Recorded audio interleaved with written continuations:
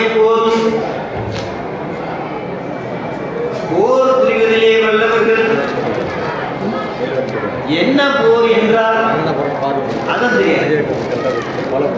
எப்போதும் போர் புரிந்து கொண்டே இருக்கும். உடம்புக்குள்ள ஒரு போர் நடக்குதா? உடம்புக்குள்ளே ஒரு போர் நடந்து கொண்டிருக்கு. அன்றாடம் நடக்குது.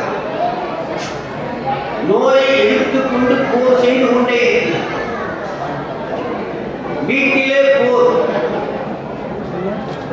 யாரோட? கூட இருக்கிறவங்களுடைய போர்.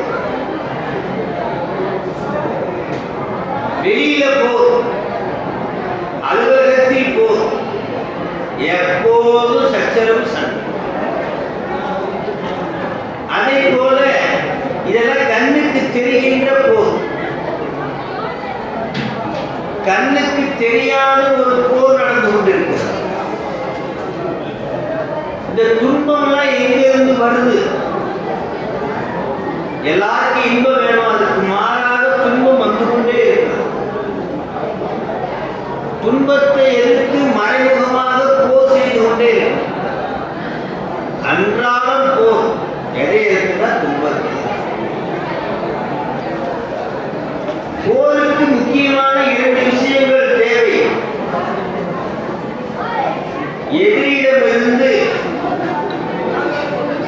வருகின்ற தடைகளை தடுப்பதற்கு ஒரு கேடயம் வேணுமா? முதல்ல எதிரி விடுகின்ற அன்பு நம்ம மேல பாயக்கூடாது. நாமெல்லாம் இப்ப ஒரு 2 கண்ணு போனாலும் எனக்கு ஒரு கண்ணு எதிரி. அது மாதிரி ஒண்ணுமே நமக்கு ஆகாது. எதிரிடம் இருந்து வர எதிர்க்க.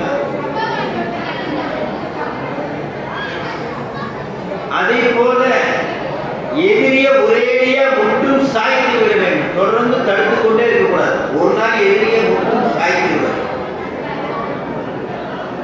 நீங்களா கற்பனை பண்ணிட்டு இருக்கீங்க. இங்க போற நமக்கு இன்னைக்கு கூட இந்த எதிரி தாண்டா இருக்கா, அவனை ஒழிச்சு கட்டிமா ஐயா. கண்ணுக்கு தெரியாத ஒரு எதிரி நம்மிடமே மறைந்திருக்கிறது. அது என்னன்னா, நான் என்ற திமிரும் எனது என்ற அகங்காரம். நான் என்பது அகப்பற்று, எனது என்பது புறப்பற்று. இதுதான் நம்மளுடைய எதிரி. ஒரு சுருக்கமா சொல்ற கேட்டுக்கங்க. நிறைய பேருக்கு துன்பம் வருகிறது, துன்பம் வருகிறது, துன்பம் வருகிறது. அநேகமா பட்டுக்கோட்டையான ஒரு பாட்டு பாடியிருக்காருன்னு நினைக்கிறேன். கட்டு சேவலுக்கு வெட்டை கோழிக்கு கட்டு சேவலு கட்டி வித்தவன் ஆரடா. அது 8 குஞ்சுகள் போட்டவுடன் சோறு போட்டவன் யாரடா. அந்த 8 குஞ்சுகளும் பிரிந்தவுடன் வருத்தப்பட்டதா தாயடா. இப்படி ஒரு காட்சி. யாருக்கு எதுவும் பண்ணல, அது மகிழ்ச்சியா வரைக்கும் இருக்குது. ஆனா நமக்கு துன்பம் துன்பம் துன்பம். துன்பத்திற்கு காரணம் என்ன அப்படின்னா, இந்த ஒரு அறிவில்லாத ஒரு பொருள் எனக்கு துன்பத்தை தருமான தரவே தர. எனக்கு அறிவே கிடையாது, பேசே இல்லை. ஆனா நீங்க இதை திட்டிடலாம். அறிவற்ற பொருள் ஒரு துன்பத்தை தரவே முடியாது. ஆனா இந்த மோதிர கையில போட்டிருக்க பாருங்க, இது அறிவே கிடையாது. கிடையாது.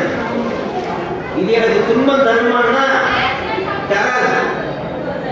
ஆனா இது காணா போச்சுன்னா எனக்கு துன்பம் வந்து 50,000 ரூபாய் போச்சு. எப்படி வந்துச்சு? இதுவா வந்துச்சு? இல்லை. இது மேல நான் வைத்த ஆசை அல்லது பற்று, விருப்பம். அப்ப நம்முடைய பேசிக்கா, நம்முடைய அடிப்படையா நமக்கு துன்பம் வருவதற்கு காரணம் என்ன என்றால், நமக்கு சொந்தமில்லாத பிற பொருள்கள் மீது பற்று வைத்தலே துன்பத்திற்காக. நமக்கு சொந்தம் இல்லை, துன்பத்துக்கு காரணம். ஒரே ஒரு கேள்வி, இந்த உடம்பு உங்களுக்கு சொந்தமா? இந்த உடம்பு உங்களுக்கு சொந்தமா? யாராவது இதை சரியா சொல்ல முடியுமா? இந்த உடம்பு உங்க சொந்தமா? இந்த உடம்பு யாருக்கு சொந்தம்? எதற்கு சொந்தம்? ஏன் உடம்புன்னு சொல்றீங்க, ஆனா இந்த உடம்பு, நான் உதாரணம் சொல்றேன் கேளுங்க. அந்த நிலம் என்னது, இந்த நிலம் என்னது, அந்த நிலமும் என்னதுன்னுவா ஒருத்தன் சொல்லுவானா? ஒரு நாள் அந்த நிலத்துக்கு இவன் சொந்தமாகிடுவான், அந்த நிலத்திற்கு இவன் சொந்தமாகி. இதிலிருந்து என்ன தெரிகிறது என்றால், இந்த உலகம் எதுவுமே, இந்த உலகத்தில் எதுவுமே நமக்கு உரியன அல்ல, நமக்கு உதவுவன. என்னது? நமக்கு உதவுவன உரியன. என்னன்னா, வயிற்றுக்குள்ள, அம்மா வயிற்றுக்குள்ள இருக்கும்போது 1 கிராம் இருந்த, இப்ப 60,000 கிராம் இருக்கு. இந்த 60,000 கிராம் எப்படி வந்துச்சுன்னா, மண்ணில் விளைந்ததையும், காற்றில் விளைந்ததையும், நீரில் விளைந்ததையும் உண்டு உண்டு உண்டு இப்படி ஆயிடும். அப்ப இந்த அந்த மண்ணில் விளைந்ததை சாப்பிட்டதுனால இந்த உணவு எது சொந்தமாகிறது? கடன் வாங்கினா கொடுக்கணுமா இல்லையா? கடன் வாங்கினா கட்டுற பழக்கம் இருக்கா? கடன் வாங்கினா பேங்க்ல கட்டுற பழக்கம் இருக்கா? இருக்கு, ஓரளவு இருக்கு. கட்டிதான். ஆனா நம்ம கட்ட மனசு வர மாட்டேங்குது. லோன் வாங்கிட்டான், பஞ்சபூதத்திலிருந்து இந்த உலகம் வாங்கி மண் திருப்பி கொடுன்னா கொடுக்க மனசு வர மாட்டேங்குது. இந்த உடம்பை திருப்பி கொடுன்னா வர மாட்டேங்குது. தானே எடுக்குது, அவ்வளவுதான். தானே ஒரு நாள் என்ன பண்ணிக்கிறது? ஆக இந்த உலகத்தில் துன்பத்திற்கு காரணம் என்றால், நாம் பிறர் சொந்தமான பொருளை நம் பொருளாக நினைப்பதே துன்பத்திற்கு காரணம். இந்த உடம்பு இன்னொருத்தருக்கு சொந்தம், பஞ்சபூதத்து. அதை என்னது நினைக்கும் போது இதுல எது வந்தாலும் துன்பமா இருக்கும். அத்தனை துன்பத்திற்கு காரணம் பிற பொருள் மீது நாம் வைக்கின்ற பற்று. அது ஏன் பிற பொருள் வைக்க கூடாதுன்னா வைக்கலாம். நிலையான ஒரு நிம்மதியை, மகிழ்ச்சியை தரக்கூடிய, மாறிலாத மகிழ்ச்சியை தரக்கூடிய ஒரு பொருட்களை வைக்க. நீ வைக்கிற பொருள் பூரம் போலி, டெம்பரரி, தங்கம், இது எனக்கு பிரயோஜனம் இல்லை. எதுவுமே நீ இந்த உலகத்துல எந்த பொருளை பார்த்தாலும் போய். மாணிக்கவாசக பெருமான் அற்புதமா ஒரு வரி சொல்லுவார். இந்த பாட்டு சைவ சித்தாந்தத்தினுடைய அற்புத கருத்துக்களை சொல்லுவார். கோயில் பதிகத்தில் வரும், இன்று எனக்கு அருளி, இன்றெனக்கு அருளி, இருள் கடிந்து உள்ளத்து எழுகின்ற ஞாயிறே போன்று. உள்ளத்து எழுகின்ற ஞாயிறு. ஞாயிறுனா சூரியன். சூரியன் எதற்காக எழுகிறது என்றால், புறப்பொருள்களை நம் கண்ணுக்கு காட்டுவதற்காக எழுகிறது சூரியன். நயனக்கு அடிமலர் மலர மற்றன்ன லஞ்சம் நாம் திரளரை அறுபதம் முரவன இவை புறப்பொருள்களை நம் கண்ணுக்கு காட்டுவதற்காக சூரியன் வருகிறார். அதை போல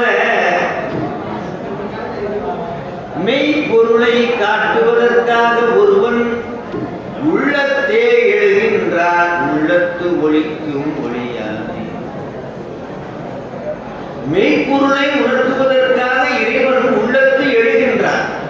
உள்ளத்து ஒழிக்கும் ஒளியா உள்ளத்து எழுகின்ற ஞாயிறே போன்று. அது உள்ளத்தில் இருக்கிற ஞாயிறு என்ன பண்ணுதான்? மெய்ப்பொருளை காட்டுமா. ஆனால் சூரிய ஒளியாகிய புறஞாயிறு பொய்ப்பொருளை காட்டும்.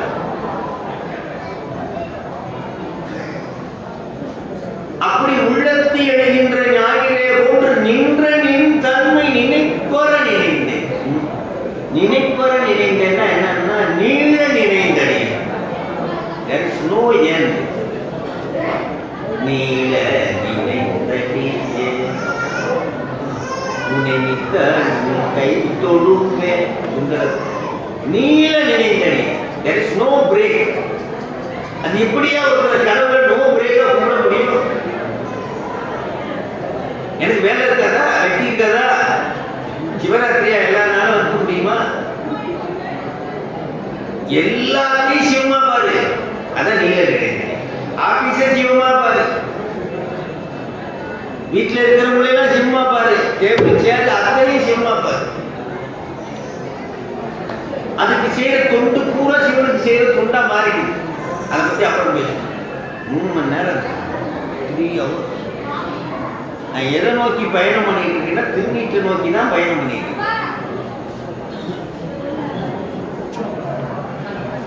உள்ளத்து எழுகின்ற ஞாயிறே போன்று நின்ற நின் தன்மை நினைப்பற நினைந்தே. அடுத்தவரை சொல்றார் பாருங்க. சென்று சென்று அணுவாய் தேய்ந்து. ஒவ்வொரு பொருளா பாரா. சென்று மைக்கை பார்த்தேன், அது அழியக்கூடிய பொருள் என்று முடிவு செய்தேன். சென்று சென்று பாட்டிலை பார்த்தேன், அதுவும் அழியக்கூடியது. இந்த உடம்பை பார்த்தேன், அதுவும் அழியக்கூடியது. இப்படி நான் எதை பார்த்தாலும் அழிகின்ற பொருளாகவே இருக்கிறது.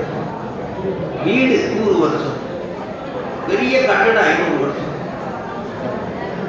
எதை பார்த்தாலும் அழியக்கூடிய பொருளாகவே. சென்று சென்று அணுவாய் தேய்ந்து தேய்ந்து. ஆனா ஒரே ஒரு பொருள் அந்த கூட தெரிஞ்சான், அழியாத பொருள் தெரிஞ்சான். ஒவ்வொன்றாய் கழித்து கழித்து கழித்து பார்த்தவுடன் உண்மையான மெய்ப்பொருள் தெரிந்ததா. ஒன்றாம் திருப்பெருந்துறை உரை சிவனே. ஒன்றாம் திருப்பெருந்துறை உரை சிவனே. அவன் தெரிஞ்சான்.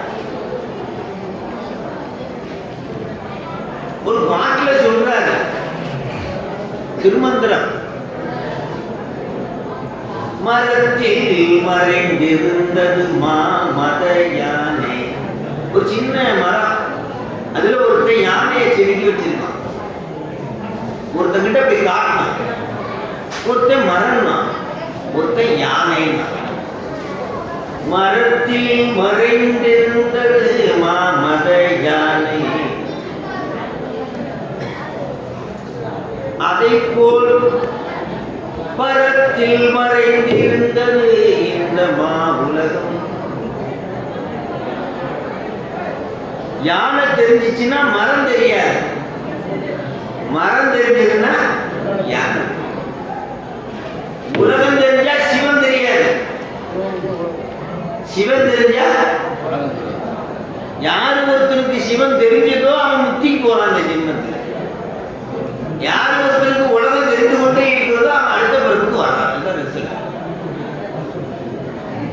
பார்க்கின்ற பொருள் எல்லாம் ஒரு நாள் சிவமாய் தெரியும். அதற்கு படிப்படியாக பழகுதல் தான் சென்று சென்று அணுவாய் தேய்ந்து தேய்ந்து. ஒன்றாம் திருப்பெருந்துறை உரை சிவனே. ஒன்று நீ அல்லை அன்றி ஒன்றில்லை. இந்த டவல் நீ இல்லை, இதுவும் நீ இல்லை, எதுவும் நீ இல்லை, இந்த உலகம் நீ இல்லை, அது வேற. ஆனால் நீ இல்லாமல் எந்த பொருளும் இல்லையப்பா. Vice versa. இதுதான் என்ன சொல்றாங்கன்னா அத்வைதம். அனைத்தையும் கடந்து சிவமாகவும் சொரூபம். இன்ன தன்மை என்ற நிபந்தனாகவும் எண்ணுதற்கு எட்டாதவன் உலகலாம் உணர்ந்து ஓதற்கரியவன் அழகில் சோதியன் சிவனடிகள் எண்ணுதற்கு எட்டாத சொரூப நிலை, எந்த பொருளோடு கலக்காத சொரூப நிலை. அவன் என்ன பண்றான்? எண்ணுதற்கு எட்டுவதாக இன்னதன்மை என்று அறிவதாக நிலவு உலாவிய நீர்மலி வேணியனாக அம்பலத்தாடுகின்ற நடராசனாக நான் வழிபடும் கடவுளாக நிலந்தன் மேல் வந்தருளி நீர் கடல்கள் காட்டி சக்தியாக உருவெடுத்து அனைத்திலும் கலத்தல் அத்வைதம். சக்தியாக கலக்கின்றார். சுருக்கமா சொல்ற சிவன் எப்படி இருக்கிறான்? அனைத்தையும் கடந்து சிவமாகவும் அனைத்திலும் கடந்து சக்தியாகவும் இருக்கிறான். எங்கும் திருமேனி எங்கும் சிவசக்தி, எங்கும் திருநட்டம் எங்கும் சிதம்பரம், எங்கெங்கும் தங்கும் சிவன் அவன் அருளவன் விளையாட்டதே. இப்படி சிவபெருமான் விளையாட்டு பாடிக்கிட்டு இருக்க. விளையாட்டு தான் அவருடைய வேலையே. Playing with us. சிவபெருமான் ரெண்டு விளையாட்டு நம்மளோட விளையாடுறாரா? ரெண்டு விளையாட்டு. ஐயா நீ ஆட்கொண்டு அருளும் விளையாட்டில் உய்வார்கள் உய்யும் வகையெல்லாம் உயிர்நுழைந்தே. ஐயா நீ ஆட்கொண்டு அருளும் விளையாட்டு. ரெண்டு விதமான ஆட்கொள்ளுதலை செய்கின்றான். ஒருத்தன் மேட்டில் அடிக்கிறானா, ஒருத்தன் பள்ளத்தில் அடிக்கிறானா.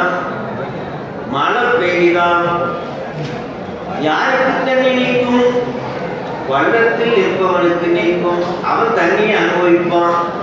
மேட்டில் இருக்கிறவனுக்கு தண்ணியை அனுபவிக்க மாட்டான், வீணாக்கிடுவான். ஆனா மழை ஒரே மாதிரியா போயிடும். அம்பாளுடைய அனுகிரகம் ஒரே மாதிரிதான் அத்தனை பேருக்கு. ஆனா ஒருவனுக்கு மறைப்பு அருளையும் ஒருவனுக்கு அருளையும் செய்து கொண்டு அது என்ன? தன்னை காட்டி சிவபெருமான் தன்னை காட்டி உலகத்தை மறைத்தான். கொடுத்ததெல்லாம் பிடிக்க கொண்டாண்டின்னு சித்தர் சொல்றார். கொடுத்ததெல்லாம் பிடிக்கும் கொடுப்பாரு. ஏன்னா உனக்குன்னு சொந்தமா இருந்தா அவர் வரமாட்டாரு. எனக்கு இருக்கு, வச்சுக்க, நீங்க வச்சுக்க. மாணிக்க வாசகர் சொல்றார், அற்புதமான வேண்டே புகழ் வேண்டேன் செல்வம் வேண்டேன் மண்ணும் பின்னும் சிவம் வேண்டாதவை நானும் தீண்டேன். அப்படி வேண்டேன் வேண்டேன் என்பதற்கு சிவபெருமான் நெருங்கி வந்துவாரா? வேண்டும் சாமி, அது வேண்டும் சாமி, இதுவும் வேண்டும் சாமி, அதுவும் வேண்டும் சாமி. எல்லாம் கொடுத்துருவோம். தன்னை மறைத்து என்ன பண்ணிடுவார்? உண்மையை மறைத்து பொய்யை வாய். இப்பயும் உலகத்துல போய் நிறைய பேரை கேளுங்க, என்ன சிவபெருமான் வந்தா என்ன வேணும்னு கேட்டா எனக்கு ஒரு 10 பவுன் கொடுத்தாருன்னா நான் வெரி ஹாப்பி. சிவபெருமான் 10 பவுன் தான் இருக்குமா? அதுலயே திருப்தி அடையும். கேட்க நமக்கு தெரியல. சிவபெருமான் என்ன கேட்கணும்னே நமக்கு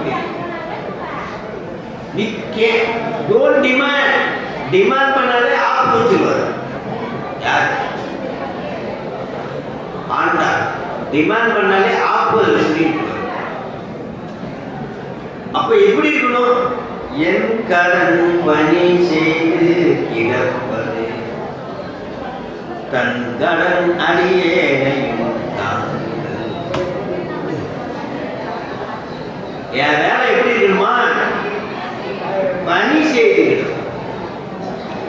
கிடப்பதே ஒரு மனிதனை கிடப்பதே என்று சொல்வது எவ்வளவு பெரிய விஷயம். ஒரு சடப்பொருளை போல கிடப்பதே என்றார். இந்த டம்ளர்ல தண்ணி ஊத்துனா, ஐஸ் வாட்டர் ஊத்துனா, ஐயோ குளிர்ந்து ஊத்தாதே அப்படின்னு சொல்லுமா? சொல்ல. சுட சுட வெந்நீரை ஊத்துன்னு வச்சுக்கோங்க, சுடுமா? எனக்கு சுடுது, ஊத்தாது சொல்ல. தாத்தா கோவம், பாட்டி கோவம், மாமனார் கோவம், மாமியார் கோவம், வீட்டுக்காரர் கோவம், பேரம்பேத்தி கோவம், தொண்ணு போட்டா கூட அந்த டம்ளர் என்னை அடிக்காதுன்னு சொல்லுமா? கெட்ட எப்படி கிடக்கும்னா அதுக்கு ஒரு பேர் சிவனேன்னு கிடக்கும். எப்படி கிடக்கும்? பரசுரூப நிலையில் சிவனே என்றுதான் இருப்பார். சக்தி சுரூப நிலை, சக்தி நிலையில் தான், தடத்த நிலையில் தான் அத்தனை இயக்கங்கள். அந்த சிவனே என்று இருப்பவன் சிவனடி. அத்தனை இயக்கங்களில் இருப்பது திருவடி. சொல்லற்கு அறியானை சொல்லும் பொருள் இறந்த சுடரை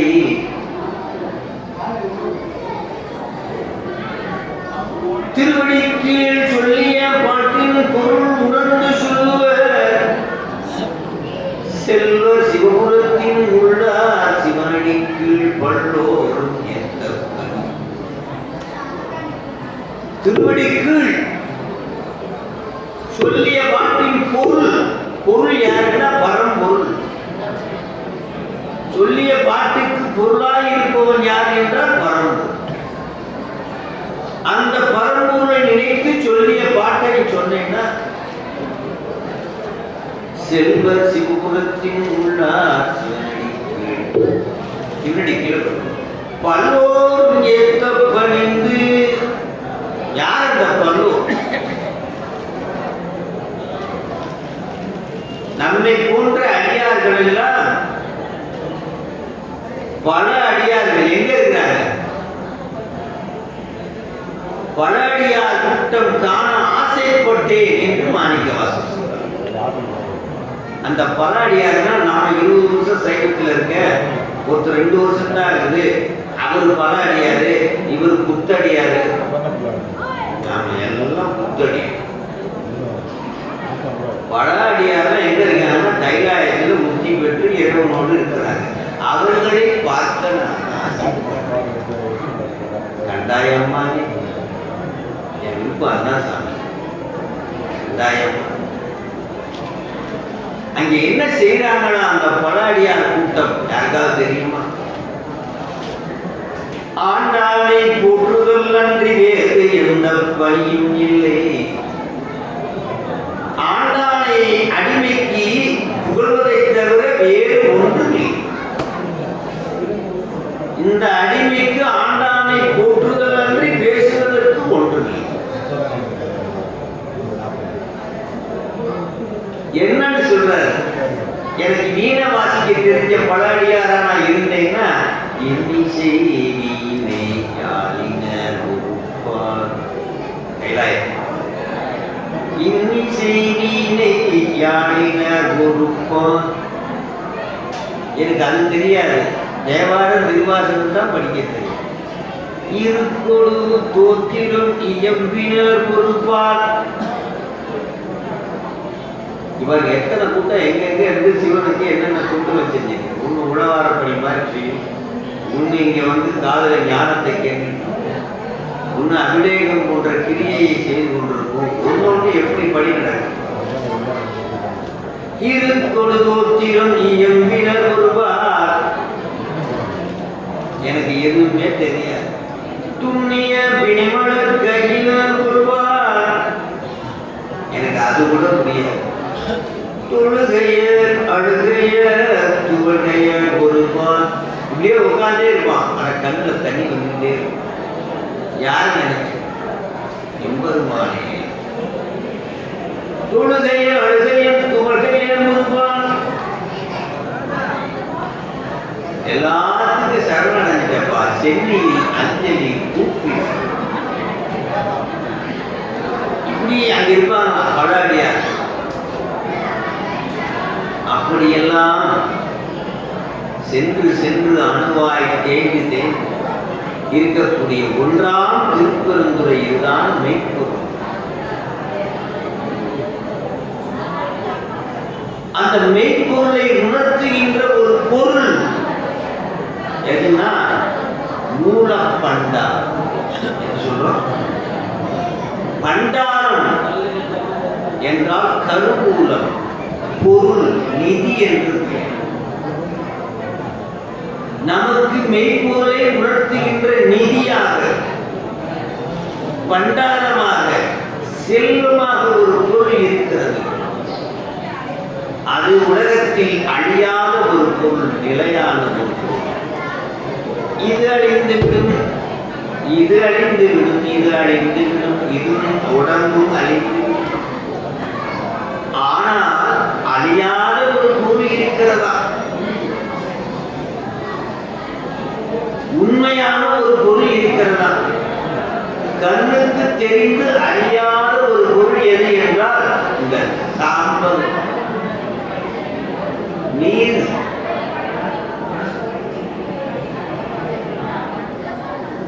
இதுல தண்ணியில போட்டாலும் உண்ணாதாது, நெருப்புல போட்டாலும் உண்ணாது. ஆல்ரெடி நெருப்புல போட்டால் காற்றுல பறந்தாலும் உண்ணாது. பஞ்சபூதத்தில் இரண்டர கலந்தாலும் ஒன்றுமாறு.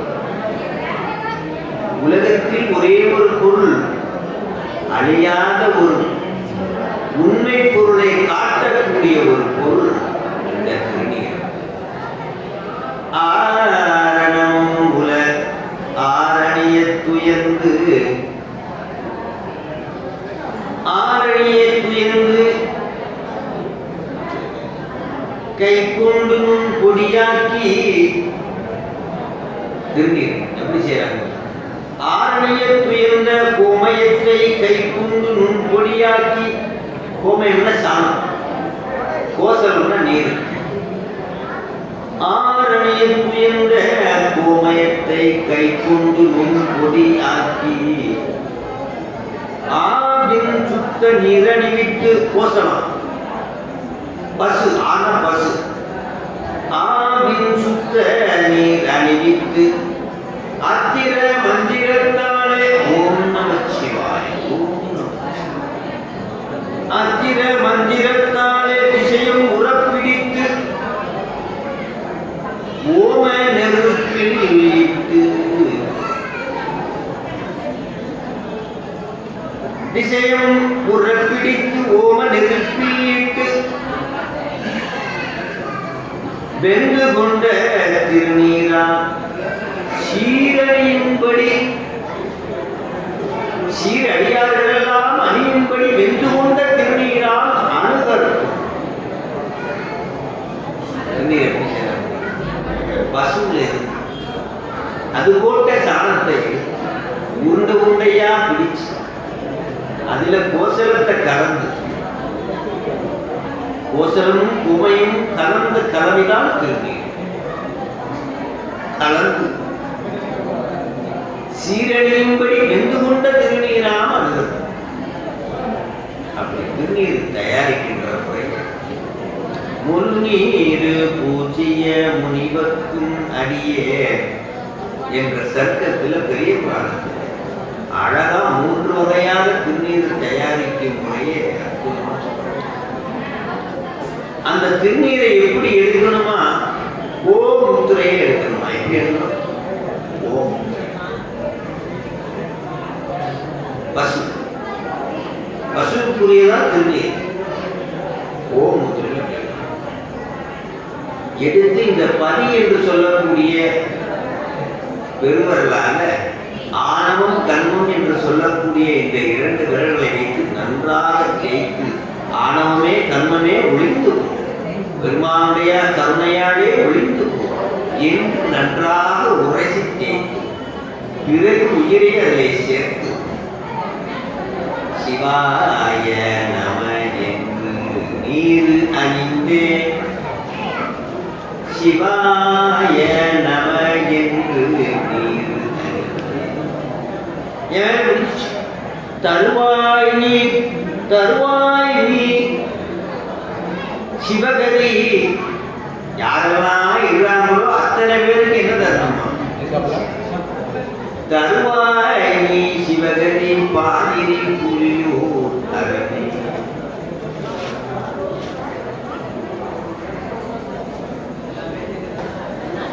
என்னால முடிஞ்சது. அப்பொழுது சாதாரணமா திருநீரை அணிஞ்சிட முடியுமா? இப்பெல்லாம் நாம் இப்பெல்லாம் அணிஞ்சிருக்கோமே. ஒரு 25-30 வருஷத்துக்கு முன்னாடி போங்க, இது மாதிரி அணிஞ்சிருப்பீங்களா? இல்ல. இந்த பக்குவம் வருவதற்கு நாம் எத்தனை பக்குவம் பெற்றிருக்க வேண்டும். உண்மையிலே பூச மாட்டோம், அப்புறம் இக்கு அப்புறம் இப்ப தங்காம பூச ஆரம்பிச்சு. இப்ப குறைஞ்ச வெக்கமா இருக்கும். நக்குவர் திருநீர் இல்லாத நெற்றியையும் கண்டமில்லாத ஆன்மாவையும் பார்த்தால் சிவபெருமான் நக்குவர், வெக்கப்படுவார், கூச்சுவார். என்ன இப்படி சிவபெருமானுக்கு பிடித்த அந்த 2 சின்னங்களையும் எப்போதும் அணிந்தது. ஆண் பெண் என்ற வித்தியாசம். அப்படி என்ன திருநீற்றுக்கு பெருமை? உண்மை பொருளை நமக்கு உண்மை பொருளை காலம் உண்டாகவே காதல் செய்து பெருமானிடத்துல காதல் கொள்ள வேண்டும். யாருகிட்ட? நாமும் இப்ப நாயகனாக இருக்கின்ற நாம் நாயகியை நோக்க வேண்டும் என்றால் என்ன வேகமா ஒரு எடுத்து போகும். அதே போல அந்த பக்கம் இருந்து இந்த பக்கம் நான் உயிர் பெற வேண்டும் என்றால் பெருமான் நாயகனாக நினைத்து நான் காதல் செய்து உயிர் காதல் செய்ய வேண்டும். யார? காதல் செய்து காலம் உண்டாகவே காதல் செய்து மூலப்பண்டானம் வழங்குகின்றான் முன்பு மின்னே. நமக்கு உண்மை பொருளை உணர்த்துகின்ற மூலப்பண்டாரத்தை கொடுக்கிறான்.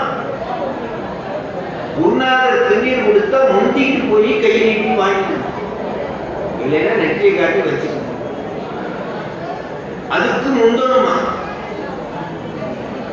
நாமெல்லாம் இப்ப நினைச்சு பாருங்க, வேற எங்கேயாவது இப்ப 5000 ரூபாய் கொடுக்குறாங்க அப்படின்னு சொன்னா அவசரமா முந்திக்கு இதை விட்டு கொடுக்கும். பொய்ப்பொருள் மீது கவர்ச்சி. இந்த உடம்பே நமக்கு சொந்தம் இல்லை. பொய் எத்தனை காலம்? ஒரு குறிப்பிட்ட காலத்திற்கு இந்த உடம்பை கொடுத்துருக்கான். எதுக்கு கொடுத்துருக்கான்னு ஒருத்தராவது யோசிக்கிறோம்னு யோசிக்கணும். அதுக்குதான் இந்த மாதிரி வகுப்புகளை கேட்டு இந்த உடம்பை வைத்து உண்மை பொருளை அறிய வேண்டும். அதற்கு சாதனமாக இறைவன் நமக்கு கொடுத்ததுதான், எப்பொழுதும் நினைவூட்டிக் கொண்டே இருப்பதுதான் இந்த நெறி. எதிரி வரானாங்க, கண்ணுக்கு தெரிகிற எதிரியை வீழ்த்திடலாம். கண்ணுக்கு தெரியாத எதிரியை வீழ்த்துறது ரொம்ப கஷ்டம். கண்ணுக்கு தெரியாத எதிரியை வீழ்த்துறது ரொம்ப கஷ்டம். அவன்தான் யான் எனது என்ற திமிர். சொன்னேன், அதை எப்படி வீழ்த்தணும் அப்படின்னா, சூரசம்ஹாரம் எதன் மூலமா நடக்குது? வேல் எடுக்கிறார். வேல் எடுத்து சூரன் பகவான் மேல போடுறார். அந்த வேலுக்கு என்ன பேரு யார சொல்ல முடியுமா? வேல் என்றாலும், ஞானம் என்றாலும், வெற்றி என்றாலும், சக்தி என்றாலும் ஒரு பொருள் கொண்டது. ஞான வேல் என்று பெயர். சூரபத்மன் போய் குத்தி கொள்ளல. நம்ம படங்களை எல்லாம் பார்க்கிறோம், வச்சு குத்தி கொள்ற மாதிரி காட்டுறாங்க. சூழாயத்தையும் வேலையும். அது கொலை கருவியே அல்ல, அது ஒரு குறியீடு. ஞான குறியீடு ஞானவே. அந்த வேல் எப்படி இருக்குமா? ஆழ்ந்து அகன்று நுண்ணியதாக இருக்குமா? ஆழ்ந்து அகன்ற நுண்ணியம். யாரு? ஆழ்ந்து அகன்று நுண்ணியனாக இருக்கும்னுக்கு ஞானகாரன் என்று பெயர். எந்த பொருள் ஆழ்ந்தும் அகன்றும் நுண்ணியதாக இருக்கிறதோ அதற்கு பேர் ஞானம் என்று பெயர். டெஃபனிஷன் ஆஃப் ஞானம். இந்த ஞானம் எப்படி இருக்கும்னா, அனைத்திலும் ஆழ்ந்தும் அனைத்திலும் அகன்றும் அனைத்திலும் நுணுக்கமாகவும் இருக்கும். அதுவே ஞானம்.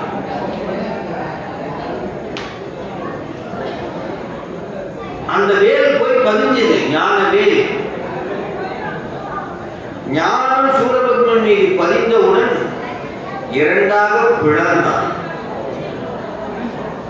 புராணத்திலே சேவலாகவும் மயிலாகவும் பிளந்ததாக சொல்லப்பட்டாலும் உண்மையில் யான் ஒரு பக்கம், எனது ஒரு பக்கம். யான் என்ற அகப்பற்றும் எனது என்ற புறப்பற்றும் பிளந்து யான் எனது, யான் எனக்கு, என்னுரை மாய்க்கு என்ற உரை மாய்க்கு. யான் என்ற பற்றும் எனது என்ற உரை மாய்க்கு பற்றும் நீ. யான் எனது என்னுரை மாய்க்கு போதையில் அமுது ஆனானே குழாவு திரை கண்டேன். யான் எனது என்னுரை மாய்க்கு போதையில் அமுது ஆனானே குழாவு திரை கண்டேன். யான் எனது பழகுதான். ஞானம் வந்து எதை பழகுதான்? ஒருத்தருக்கு ஞானம். அந்த ஞானத்தை காட்டுவதாக இருப்பதுதான் மூல பண்டாரமாக இருப்பது. மூலம் என்றால் எனக்கு ஞானத்தை வழங்குகின்ற மூலமாக இருப்பது எதுனா திருநீர். அது ஒரு மெய்ப்பொருளை உணர்த்துகிறது. எல்லாம் அழியக்கூடிய இந்த திருநீர் போல சாமி அதற்காக அடித்துக் கொள்கிறார்.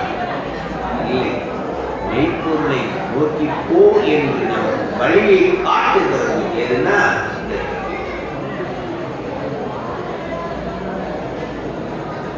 அங்கே எதிரி வரா, யான் எனது எதிரி வரா. அவனை எப்படி வீழ்த்துறதுன்னா, எதிரிட்டு தப்பிக்கிறதுக்கு ரெண்டு விஷயம் நமக்கு வேணும். ஒன்று,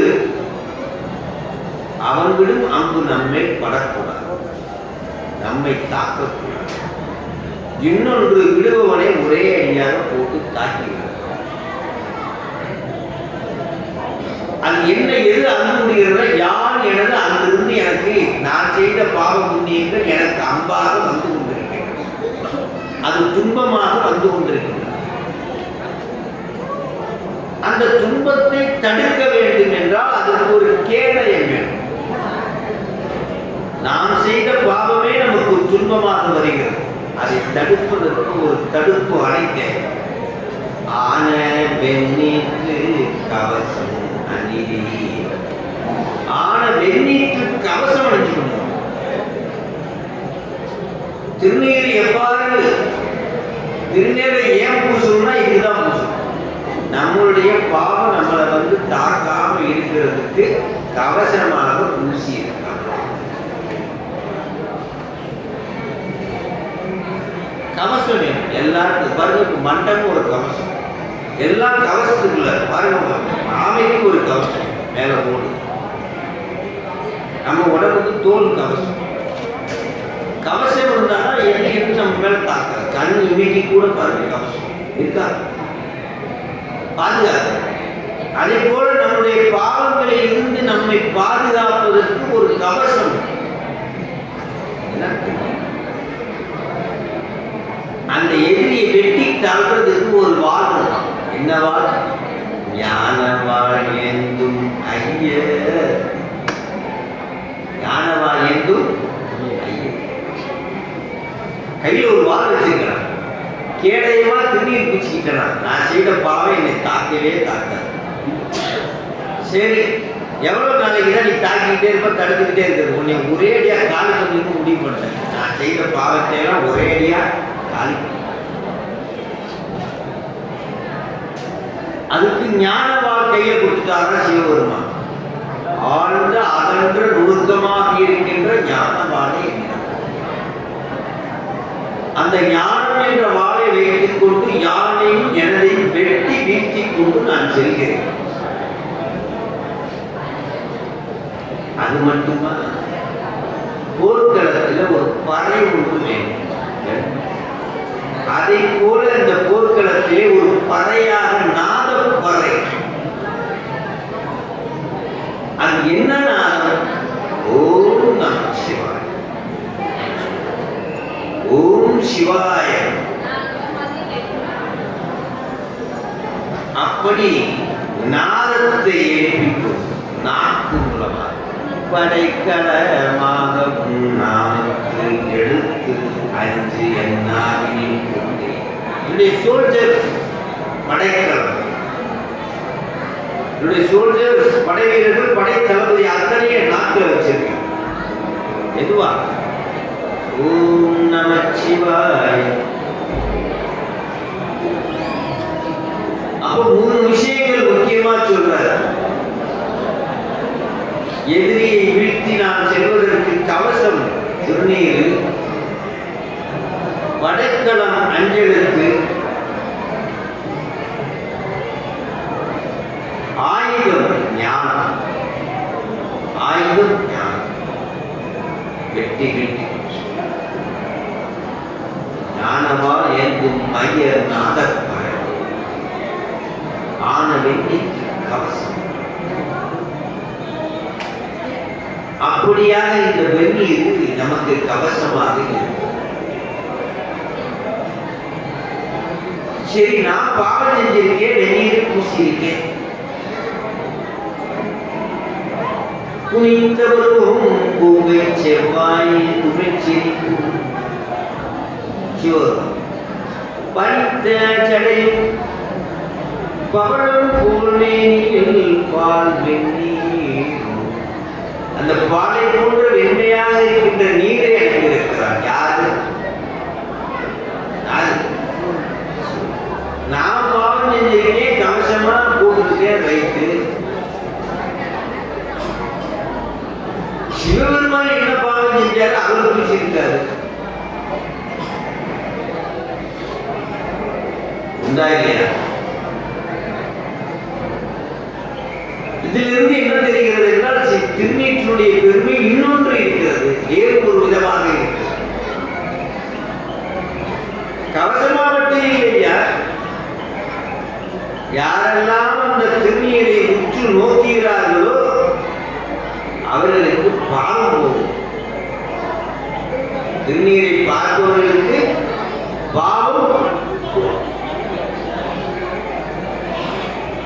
நான் சிவபெருமான கும்பிட வர்றேன், நடராஜ பெருமான கும்பிட வர்றேன். அவர் திருமேனியில என்ன பூச்சிருக்காரு? திருநீர். நான் திருநீரை விட்டுட்டு பார்க்க முடியுமா? நான் திருநீரை பார்க்கிறேன். என் பாவம் என்ன ஆகும்? ஆக சிவபெருமான் நம்முடைய பாவங்களை போக்குவதற்கு சாதனமாக ஏறி வைத்திருக்கிறான். அவனே பூசி இருக்கிறான். அடியார்கள் எல்லாம் நம்மை தரிசிக்க வரும் பொழுது நம் திருநீரை தரிசிப்பார்கள். அப்பொழுது அந்த திருநீரை பூசி வைத்துக் கொண்டோம் என்றால் அவர்கள் தரிசனம் செய்து அவர்களுடைய பாவத்தை போக்கிக் கொள்வார். அதற்காக அவர்கள் பூசி வைத்தார். வாங்கி வினை மதம் அறுத்து வினைய வாங்குறார். திருநீரை பூசி. அது மட்டுமா, கையில பிச்சா பாத்திரம் ஒண்ணு வச்சிருக்காரு. அது பசி நினைச்சுக்காரு. பிரம்ம கபாலத்தை பிச்சை பாத்திரமாக வைக்கிறார். தட்சன் வேள்வியில போய் உட்கார்ந்து ஏற்கனவே ஒரு கணக்கு, எனக்கு 5 முகம், சிவனுக்கு 5 முகம், நான் ஏன் அவனுக்கு வணங்கணும்னு சொன்ன அந்த முகத்தை கணக்கு வச்சு கரெக்டா வச்சிருந்தார். சரியான நேரம் சொன்னது ஞாபகம் வந்துச்சு. இப்பதான் நேரம் தெரிஞ்ச சற்று ஒரு கதையை பயிர்ந்து கொண்டார்.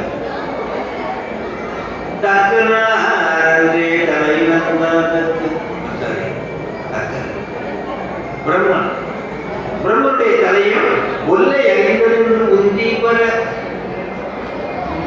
பிரம்மனுடைய தலையை சேர்த்து அந்த கபாலத்தை பிச்சை பாத்திரமா வச்சிருக்கார். அம்மா பிச்சை அந்த காலத்துல அன்னக்காவடி ஒவ்வொரு ஊர்லயும் சுத்துவாங்க. இப்ப இருக்கிறாங்களான்னு தெரியல. இப்பெல்லாம் அன்னக்காவடி நஷ்டத்துல ஓடும். அப்படின்னா பாவம் பெருகிச்சுன்னா அன்னக்காவடி ஊர்ல சுத்தலைன்னா பாவம் பெருகி கொண்டு இருக்கு, நஷ்டத்துல போகும். அப்ப அந்த அன்னக்காவடி சாயந்தரம் 7 மணிக்கு அண்ணன் போவாங்க, அரிசியெல்லாம் போடுவாங்க, அந்த துணி கட்டிட்டு வருவார் காவடி. அதுக்கு என்ன அர்த்தம்னா தாளாத துன்பம் நமக்கு இருக்கும். ஒரு பிடி அரிசி எடுத்து அவனுக்கு போட்டா அவ்வளவு துன்பத்தை சிவபெருமான் வாங்கிட்டாங்க.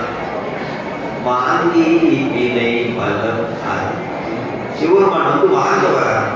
ஆனா நம்ம என்ன தெரியும், அன்னைக்கு அப்படி பிச்சை இதே வேலையா இருக்கான், இதே வேலையா இருக்கான். டெய்லி அரிசிக்கிறான், டெய்லி சாப்பாடு, டெய்லி சாப்பாடு தான் போட்டு அவனும் பசிக்குதுல்ல. டெய்லி அம்மாட்ட போய் காப்பான், டெய்லி எனக்கு அதே இட்லியா, டெய்லி அதே சாப்பாடு, 3 வேளையும் ஒரே பசி தான். எப்படியாவது பசியா போடப்பட்டார். டெய்லி சிவபெருமான் சளிப்படியா தன்மையா டெய்லி வருவான். உங்ககிட்ட இருந்து வினையை வாங்கிட்டு டெய்லி பிச்சை எடுக்க வருவான். வாங்கி வினை பலம் பிச்சை கோலம் கூட அரிசியில போட மாட்டேங்கிறமே. அரிசியில போட்டா எறும்பு சாப்பிடும், காகம் வந்து சாப்பிடும்.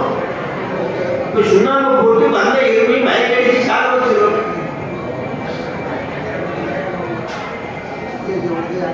வாங்கி வாங்க வர்றாரா யாரு? சிவபெருமான் பிரம்ம கபாலம் பிச்சா பார்க்க அவருடைய வேலையா. அதனால அன்னக்காவடி யாரு வந்தாலும் இருந்தாங்க, ரொம்ப சொத்தே கொடுக்க வேண்டாம். காக்காய்க்காவது ஒரு மை உன் வினையெல்லாம் கழிஞ்சிக்கிட்டு இருக்குன்னு அர்த்தம். எதுவுமே கொடுக்க மாட்டேன், இப்படியே வச்சிருந்தேன்னா வினையெல்லாம் சேர்ந்துட்டே இருக்கணும், நிறைய சேர்ந்து. தூண்டு எறும்பு புத்துல கொண்டு போய் தூண்டு அரிசி போட்டா போதும், கோடிக்கணக்கான உயிர்கள் பசியான அந்த புண்ணியம் நம் பாவங்களை அழும். சிவகாருண்ய ஒடுக்கம் விறகு வந்து வானம் வரைக்கும் அடிக்கணும். கீழே நெருப்பு வச்சா என்ன அத்தனை உயர அடுக்கிய விறகில் அவை ஒன்றும் இல்லையா, பண்ணிய உலகில் பயின்ற பாவத்தை நன்றி அறுப்பது நமக்கு. எத்தனையோ பாவங்கள் நான் செய்திருக்கிறேன், 1 2 இல்லை, கணக்கெல்லாம் பார்க்க முடியாது, அவ்வளோ பாவம். ஏன்னா எனக்கு கணக்கு பார்க்க தெரியாது, நம்ம டூப்ளிகேட் கணக்கு எழுதி. சிவபெருமான் நேர்மையான கணக்கு கணக்குவாதியார். ஒரு சரியான கணக்குவாதியார் யாரு தெரியுங்களா? நம்ம வாதியார் இருக்காரு. சிவபெருமான் தான் சரியான கணக்கு.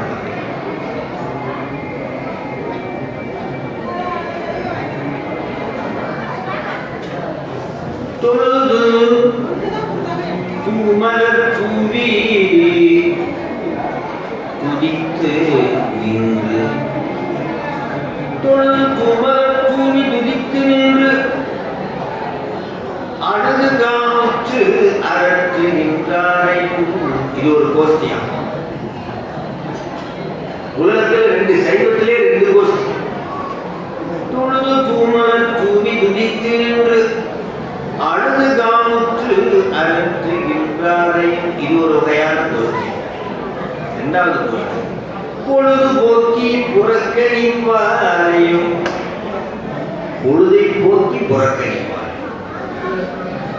வேலை வேலை வேலை வேலை வேலை ஓடுவான். ஒரு நாள் செஞ்சு போடுவான். ஓடுவான் ஓடுவான் ஓடுவான். ஒரு நாள் செஞ்சு இன்னொருத்தை ஓடுவான். ஓடினே ஓடி சென்று உருவம் காண்டல். ஓடுங்க ஓடுங்க. ஓடி சென்று உருவம் காண்டலும் என்னை ஓடி வந்து நாடிற்று ஒரு பொருள். நாடியே நாடிற்று நமச்சிவாயவே.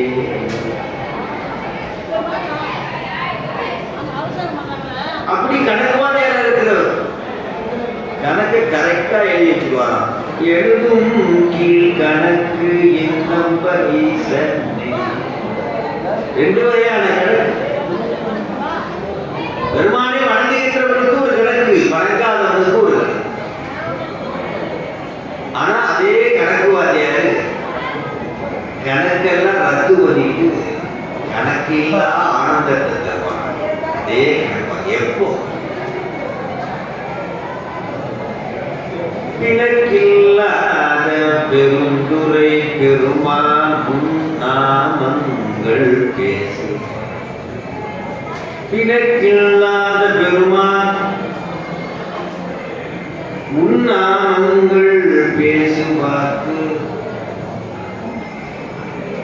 இனக்கில்லாத இன்பமே வரும் துன்பமே துடைத்து என்கிறார். என்ன செய்யறார்? அது அடுத்த வரையில ரொம்ப முக்கியமானது. உனக்கில்லாததோர் வித்து மேல் விளையாமல். ஒரு விதை முளைக்கணும்னா அதுக்கு ஈரம் இருக்கணுமா? ஒரு விதை முளைக்கணும்னா அதுக்கு என்ன இருக்கணுமா? அந்த ஈரத்தை வறுத்து எடுத்துட்டு வச்சுக்கோங்க, அந்த விதை முளைக்குமா? அந்த உனக்கு என்பது உலர்த்துதல், வறுத்தெடுத்து. நான் ஒரு விதையை வச்சுக்கோங்க, நான் ஒரு விதையா இருக்கேன், என்னை வறுத்தெடு. என் பிறப்பிற்கு காரணமான ஈரமாகிய கர்மத்தை, என் பிறப்பிற்கு காரணமாயிருக்கின்ற நான் செய்த பாவ புண்ணியங்களை, நான் செய்த பாவ புண்ணியம் என்ற ஈரத்தை சாமி நீ வறுத்து எடுத்துவிடு. உனக்கு இல்லாததோ வித்து மேல் விளையாமல். உனக்குனா வருத்த. உனக்கு இல்லாததோ வித்து மேல் விளையாமல் என் வினை ஒத்த உன்னால்தான் என் வினையை நேர் செய்ய முடியும். வித்து நேர்பட நீ தான் செய்ய முடியும். அதுக்கப்புறம் சொல்றாரு, கணக்கில்லா இது போல நீ வந்து காட்டினாய் கழுத்து. முதல்ல கணக்கு வாதியார எழுதும் கீழ்கணக்கு இன்னும் பரீசன்.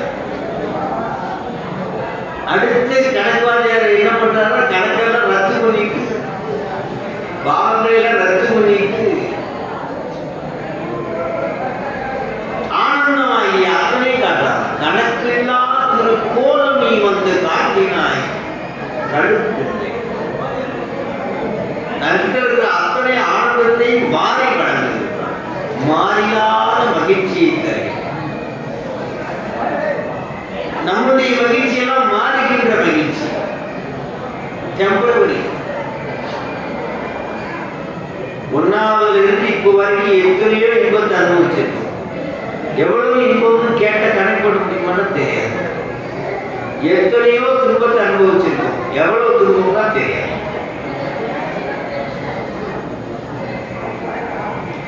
ஆனா இறைவன் கொடுக்கின்ற இன்பம் மாறிலாத இன்பம், டெம்பரரி கிடையாது, பெர்மனன்ட்.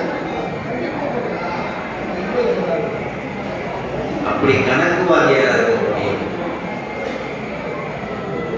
அவன் என்ன பண்றா? திருநீற்றை கவசமாக மட்டுமல்லாது யாரெல்லாம் பார்க்கிறார்களோ அவர்களுக்கு பேரானந்தம் கிடைக்க செய்கிறார். கணக்கை ரத்து செய்துவிட்டு கணக்கில்லா கோலம் காட்டுகின்றார். ஒரு நகைச்சுவையாக திருநீற்றுடைய பெருமையை சொல்வதற்கு வாரியார் சாமிகள் பயன்படுத்தி ஒரு குயவன் இருந்தான். அவனை ஒரு திருநீர் பூசிக்கொண்டே இருப்பான். அவனை போய் நீ பார் என்று ஒருவர் சொல்ல, அந்த குயவனை போய் தினசரி பார்த்தால். ஆனா ஒரு நாள் அவன் வேலைக்கு அதிகாலையே சென்று விட்டான். 4 மணிக்கு. இவன் 6 மணிக்கு போகும்போது அவன் கண்ணில் படவில்லை. போய் நேரா பார்க்க நகைச்சுவையாக அங்கே மண்ணை வெட்டி எடுத்துக் கொண்டிருக்கிறான். அவனுக்கு அங்கே புதையல் ஒன்று கிடைக்கிறது. இவன் போய் எப்படியாவது இந்த திருநீற்றை பார்த்துவிட வேண்டும், பூச்சியனுடைய திருநீற்றை பார்த்துவிட வேண்டும் அருகாமையில் போய் கொண்டிருக்கிறான். பார்த்துவிட்டேன் என்று அருகாமையிலே சொல்கிறான். அப்பொழுதுதான் அவனுக்கு அந்த புதையல் கிடைத்தது. நீயும் பார்த்து விட்டாயா? உனக்கு நான் பாதியை தந்து விடுகிறேன் என்றான்.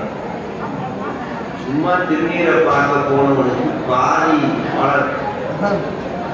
அதே திருநீரை முழுமையாக பூசிக்கொண்டால் என்ன? நம்பிக்கையோடு திருநீரை எடுத்து முழுமையாக பூசிக்கொள். நிச்சயமாக உன்னுடைய துன்பம் போகும். பாலினும் சாவினும் வருந்தினும் போய் வீடினும் உணர்களை விடுவேன். அப்படி ஒரு திருநீற்றின் மேல உரைப்பான பக்தி கொண்டார்கள். மந்திரம் ஆவது நீர், வானவர் மேலது நீர். சுந்தரம் ஆவது நீர், துதிக்கப்படுவது நீர். அப்படி திருநீரை வச்சே பூஜை பண்ணலாம். சிவபெருமான் பதிலாக திருநீரையே வச்சு பூஜை துதிக்கப்படுவது. தந்திரம் வழியை காட்டுவது, இறைவனை அடையக்கூடிய வழியை காட்டுவது தந்திரம்.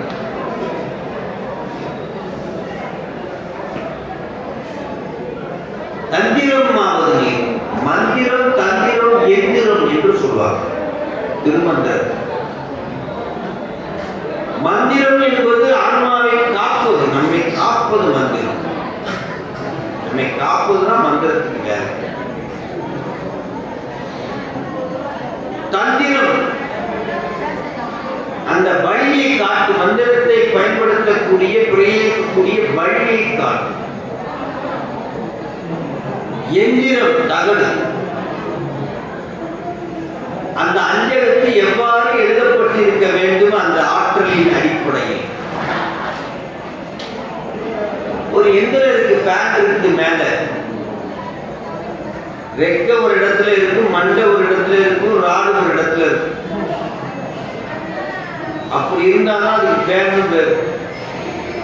ரெக்கையத்துக்கு மேல ராடத்துக்கு கீழே போட்டீங்கன்னா அது ஃபேன் கிடையாது. எந்திர வேலை செய்யுமானா வேலை செய்யும். அதை போல அஞ்செழுத்து எந்த இடத்துல பதிவு கரெக்டா இருக்கணுமோ அந்த இடத்துல இருந்தா தான் அதுக்கு மந்திர வேலை செய்யும். இல்லைன்னா வேலை செய்யும். அபத்தமான மந்திரமா போயிடும். அப்படி திருநீற்றினுடைய பார்த்தவனுக்கும் பலன் கிடைக்கும்படி பெருமான் பூசிக்கொண்டு இருக்கிறார். நாம் பூசினால் நம்முடைய பாவம் நம்மை தாக்கும். பெருமான் பூசி இருக்கிறதை நாம் பார்த்தால் அவர் நம்முடைய பாவங்களை வாங்கி கொண்டு இன்பத்தை காரினார்.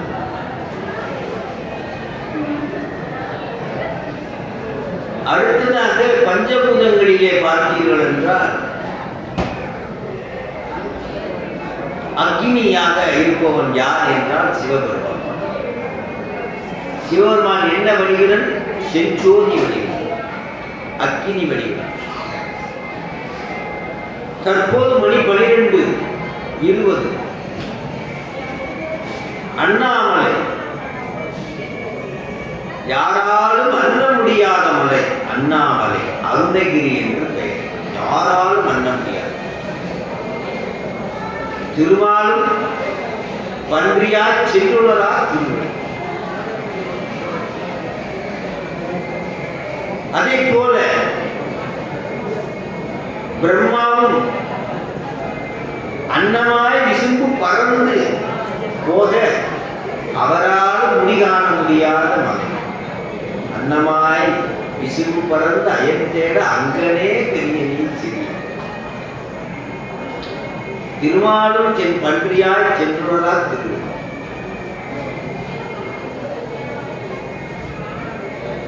கல்வி செருக்காலும் செல்வச் செருக்காலும் பெருமானை அறிய முடியாது என்பதற்கு இது ஒரு எடுத்துக்காட்டு.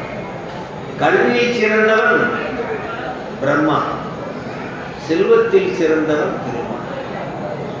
இருவரால் காண முடியாது என்று பொருள். அப்ப யாராலே பார்க்க முடியும்? அன்பர் அன்றி அறியும் மலர் சோதியா. அன்பரை தவிர அறியாததை தவிர பாட முடியாத மலர் சோதியார் யாரு? சிவபெருமான். அன்பரன்றி அறியும்னா மலர் சோதியா. தூய மாமலர் சேவடி கண் நம் சென்னி மன்னீச்சுடர். நம் சென்னி மன்னீச்சுடர். யார் ஒருத்தன் திருவடியை தூக்கி தலையில வைத்துக் கொண்டு அது சுடர் விட்டு மொழிகிறது என்று நினைக்கிறாரோ அவர்களுக்கு மீண்டும் பிறப்பு இல்லை. திருநீரை எடுத்து இப்படியே வைக்கிறோம், திருவடி சூட்டிக் கொள்கிறோம். முதல்ல எடுத்தவரை திருநீரை எங்க வைக்கணும்னா அந்த சுழியில் வரும், அந்த சுழியில் வந்து வச்சுட்டு தான் நம்ம பிறப்பிற்கு இந்த சுழிதான் காரணம். இது வழியாகத்தான் பிறப்பு இறப்பு நடக்கிறது. இதுல கொண்டு போய் பெருமாளுடைய திருவடி வச்சுட்டீங்கன்னா காலனும் காலகாலனும் ரெண்டு பேர் தான் நம்ம உயிரை எடுத்துட்டு போறோம். யம தர்மராஜா காலன், அவன்கிட்ட ஒரு கயிறு, அந்த கயிறுக்கு பேரு பாசக்கயிறு. அதை போட்டு எடுத்தான்னா ஒட்டிச்சு மீண்டும் பிறந்தே ஆகும். காலகாலன் அவன்கிட்ட பாச கயிறு இல்லை, நேரடியா எடுத்துட்டு போயிடுவான். மார்க்கண்டேயன் எடுத்த மாதிரி காலசங்காரம் ஊற்றி மார்க்கண்டேயன். அதனாலதான் 60ஆம் கல்யாணம் 80ஆம் சாமி. நிறைய பேர் 60ஆம் கல்யாணம் 80ஆம் கல்யாணம்லாம் திருக்கடவுள பண்ணுவாங்க. நிறைய பேர் நினைச்சுக்கிறாங்க 5 வருஷம் கூட கொடுப்பாங்க. இன்னும் கொஞ்சம் பலமான பூஜைகள்லாம் பண்ணா இன்னும் ஒரு 10 வருஷம் கூட கொடுப்பாங்க. 5 வருஷம் கொடுக்க மாட்டாரு, 10 வருஷம் கொடுக்க மாட்டாரு, 5 செகண்ட் கூட கொடுக்க மாட்டாரு. அப்ப என்னதான் நடக்கும்? எதுதான் பார்க்க போறோம்? சாமி மார்க்கண்டேய நாயனாரை நீ எவ்வாறு கூட்டி சென்றாயோ, எவனிடம் இருந்து தடுத்து நீ கூட்டி சென்றது போல என்னையும் என் கூட அமர்ந்திருக்கிற மனைவியையும் அல்லது மனைவியும் என்னோடு அமர்ந்திருக்கிற எனக்கு கணவனாய் வாய்க்கப்பட்ட இருவனையும் நீ என்ன பண்ணணும்னா இந்த யமனுக்கு கூட்டி போயிடாத, டைரக்டா நீயே அவங்க கூட்டி போற மாதிரி கூட்டு போல நான் பிறக்க மாட்டேன் அப்படி ஒரு விண்ணப்பத்திற்காகத்தான் ஆகிருக்கும். இதான் உண்மை. 5 வருஷம் கூட 10 வருஷம் கூடன்னா அதெல்லாம் ஒரு வருஷம் கிடைக்கும், ஒரு செகண்டே கிடைக்கும். அதுக்குள்ளே தூக்கிக்கோ, காற்றுக்குள்ள போதே தூக்கிக்கோ. மூச்சு காற்று உள்ள பொழுதே உன் வினைகளை தூக்கி கொண்டு இறைவனத்தில் போய் சேர்க்கின்ற வழியை பார். மூச்சு காற்று உள்ள பொழுதே தூக்கி கொண்டு உன் வினையை அங்கதான் ஓடு ஓடு ஓடு ஓடு சிவபெருமானினே.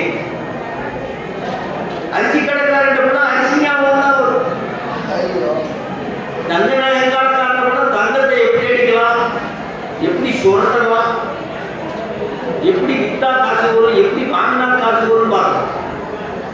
தூயிடும் இருக்கிறதுலே லாபம் இல்லை. வித்தாலும் லாபம், வாங்கினாலும் எப்படியெல்லாம் எல்லா பிறப்பும் புறந்திழைத்தே மாணிக்கவாசன் சொல்றாரு. 8 பவுனுக்கு நெக்லஸ் வாங்கிட்டு வந்தேன். 5 வருஷம் கழிச்சு அதே நெக்லஸை கொண்டு போய் கடையில கொடுக்குறேன். 8 பவுனா இருந்த நான் இப்போ 5 பவுனா சுருங்கி போயிட்டேன். இதுக்கு மேல சுருக்கிறதுக்கு ஒன்றும் வழியை காரணம் விட்டு சரி போனா போகுது. 8ஆ இருந்த நான் 5ஆக சுருங்கினேன். இதற்கு மேல் இழைப்பதற்கு ஒன்றுமில்லை, சொக்க தங்கமாக இழைத்து விட்டேன்.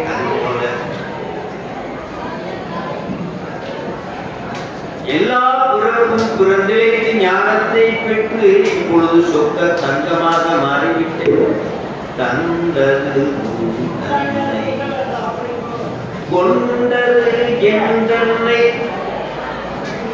யாராவது ஒரு வியாபாரம் பண்ணுவாங்க உலகத்துல, முட்டா பையனுவாங்க.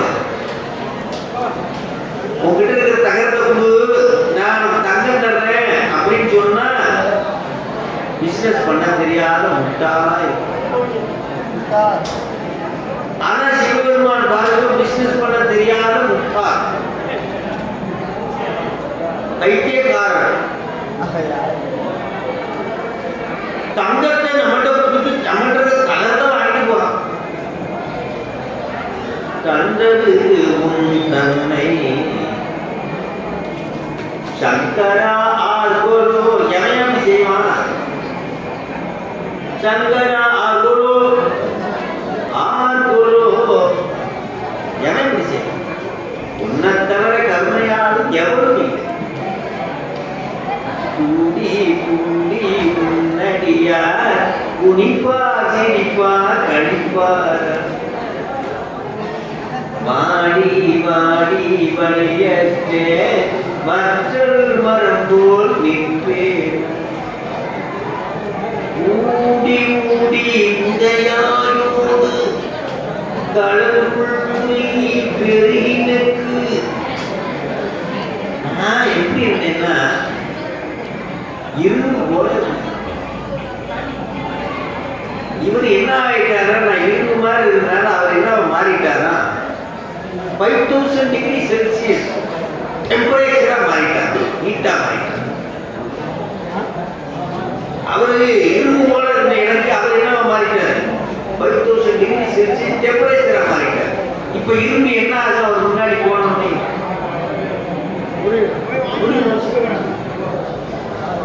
மூடி மூடி உடையாயோடு கலந்துள் முருகி பெருகினக்கு. டெம்பரேச்சர் 2 பேரும் ஒன்னாயிட்டோம். இப்ப என்ன மறந்து போயிட்டான்? மறந்துட்டான். ஆடி ஆடி ஆனந்தம் அதுவேயாக அருள் கலந்தே. அதோட நான் கலந்துட்டேன். அவர் டெம்பரேச்சரா வந்தாரு, நான் இரும்பா இருந்து 2 மிக்ஸ் ஆகி அருள் கலந்து டேரக்ட் வாராங்க. திருநீற்றினுடைய பெருமை நாம் புரிந்து கொள்ள வேண்டும். அது கவசம் மட்டுமல்ல, பார்க்கின்றவர்களுடைய பாவங்களை வாங்கி இன்பத்தை தரும். உங்களை நான் நீங்க ஒரு கொட்டையா இருக்கிறீங்க, மாங்கொட்டையா இருக்கிறீங்க, எங்க வளரணும்னு எதிர்பார்க்கிறீங்கன்னு கேட்டு 2 ஆப்ஷன் கொடுக்குறேன். ஆற்றல் கரை, கட்டால் கரை. எதுல நீங்க வளரணும்னு கேட்டா உடனே சொல்லுவீங்க ஆற்றங்கரையில நீர் இருக்கு ஐயா, செழிப்பா வெயில் அடிக்கிறீங்க, கடற்கரை வளர்ந்துருவீங்க, அங்கேயே கொடுக்கையா. கூடவே ஒரு ஆபத்து இருக்கு, அழகில் ஒரு ஆபத்து போல கூடவே ஒரு ஆபத்து. அப்ப பார்த்து ஒரு புயல் வருது. கட்டாங்கரையில் இருக்கிறது சின்னமா தான் இருக்கும், ஆற்றங்கரையில் இருக்கிறது பெருசா தான் இருக்கும். முதல்ல எது பாதிக்கும்? ஆற்றங்கரைக்கு பொத்துணிக்கு எழுதும்.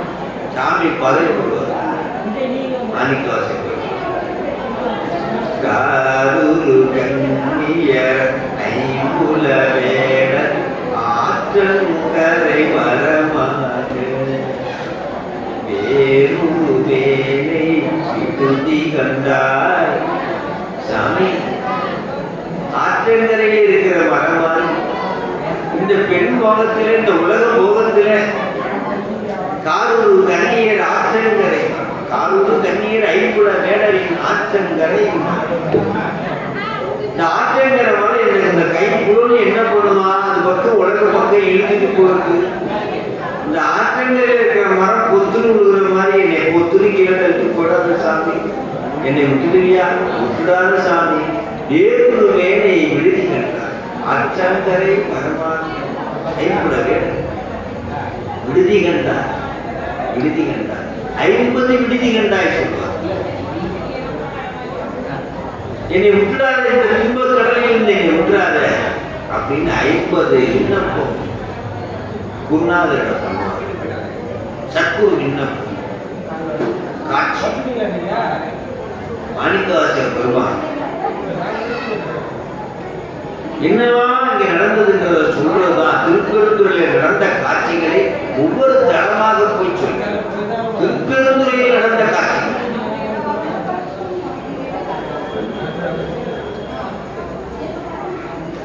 இங்க ஒரு பார்வை ஒன்று பார்த்தார். இப்படி ஒரு டூயட் பார்வை, இப்படி ஒரு கதாநாயகன் கதாநாயகி பார்த்தா எப்படி ஒரு பார்வை, அப்படி ஒரு ஏக்கம். புனர்வது என்னை என்னை பூன நோக்கினாய், அப்படி ஒரு பார்வையா. எத்தனை மணிக்கு பார்த்தாருன்னா அதிகாலையில பார்த்தாரு. யாரோ எத்தனை மணிக்கு கேட்கிறாங்க. சரீரம் இல்லாத ஒரு குரல் அதிகாலை பொழுது அப்படி போறாரு மாணிக்கவாசகர். அப்படி சிலம்பொலி கேட்குது. திடீர்னு பார்த்தா தரையில இருக்கு திருப்படி பஞ்சு போல அப்படி அமுது. இணையார் திருவடியின் தலைமையை வைத்தலுமே துணையான சுற்றங்கள் அத்தனையும் எல்லாம் மறந்து போச்சு. அம்மா மறந்துச்சு, அப்பா மறந்துச்சு, அரசன் மறந்து போச்சு, குதிரை வாங்குறதுக்கு காசு கொண்டாந்துன்றது மறந்து போச்சு, எல்லாம் மறந்து. இணையார் திருவடியின் தலைமை வைத்தலுமே துணையான சுற்றங்கள் அத்தனையும் திருவடி நீச்சு. எடுத்தோடனே அவர் கொடுத்தது திருவடி நீச்சு. வச்சால சுழி மேல, விரடிக்கு காரணமான சுழி மேல திருவடி தூக்கி வச்சார். அத்தனை ஆகாச்சு. அதுக்கப்புறம் காட்டினாரு பாருங்க, அழகிய திருமேனி காட்டி திருப்பெருந்துறை உரை கோயிலும் காட்டி அந்தன் ஆவதும் காட்டி பூமணி ஆக காட்டி. எப்ப இங்க திருப்பூர் அப்படி திருப்புறாரு. அங்க பார்த்தா அங்க சோதி, சோதியில அடியார்கள் எல்லாம் கலக்கிறார்கள். இங்க குருநாதர் வேற பார்க்கிறார். எதை பார்க்கறதுன்னு அவருக்கு தெரியல. குருநாதரை பார்க்கறதா, அங்கே சோதியில கிடக்கிற அடியார்களை பார்க்கறதா தெரியாம அடியார்களை பார்த்துட்டு டப்புன்னு திரும்பிட்டார். குருநாதரை பார்ப்போம், அதுக்குள்ளேயே அடியார்களை அப்புறம் பார்ப்போம். கடைசியில் 2 பேரும் காணும். அடியார்களை பார்க்காமல் திரும்பியதன் குற்றம் இருவரும் காணாமல். கலந்து நின் அடியாரோடு அன்று சாமி அடியார்களா இருந்தாங்க. கலந்து நின் அடியாரோடு அன்று பாலா கழித்திருந்தேன். நம்முடைய மனைவி அருமை நமக்கு தெரியவே தெரியாது. 3 மாசம் வெளிநாட்டுக்கு அனுப்பிச்சு பாருங்க, ஒண்ணுமே இருந்து பார்த்தாதான் மனைவியுடைய அருமை மதிக்கவே மாட்டோம். அதே மாதிரி கணவனுடைய அருமை கணவிக்கு தெரியவே தெரியும். 3 மாசம் பையன் வீட்டுக்கு போயிட்டு வந்தா தெரியும். இங்கே உட்கார்ந்து பார்க்க அடியாருடைய பெருமையை அது மாதிரி நான் மதிக்காம விட்டேன். பக்கத்துல தான் இருந்தாங்க, கவனிக்காம. கலந்து நின் அடியாரோடு வாழா கழித்து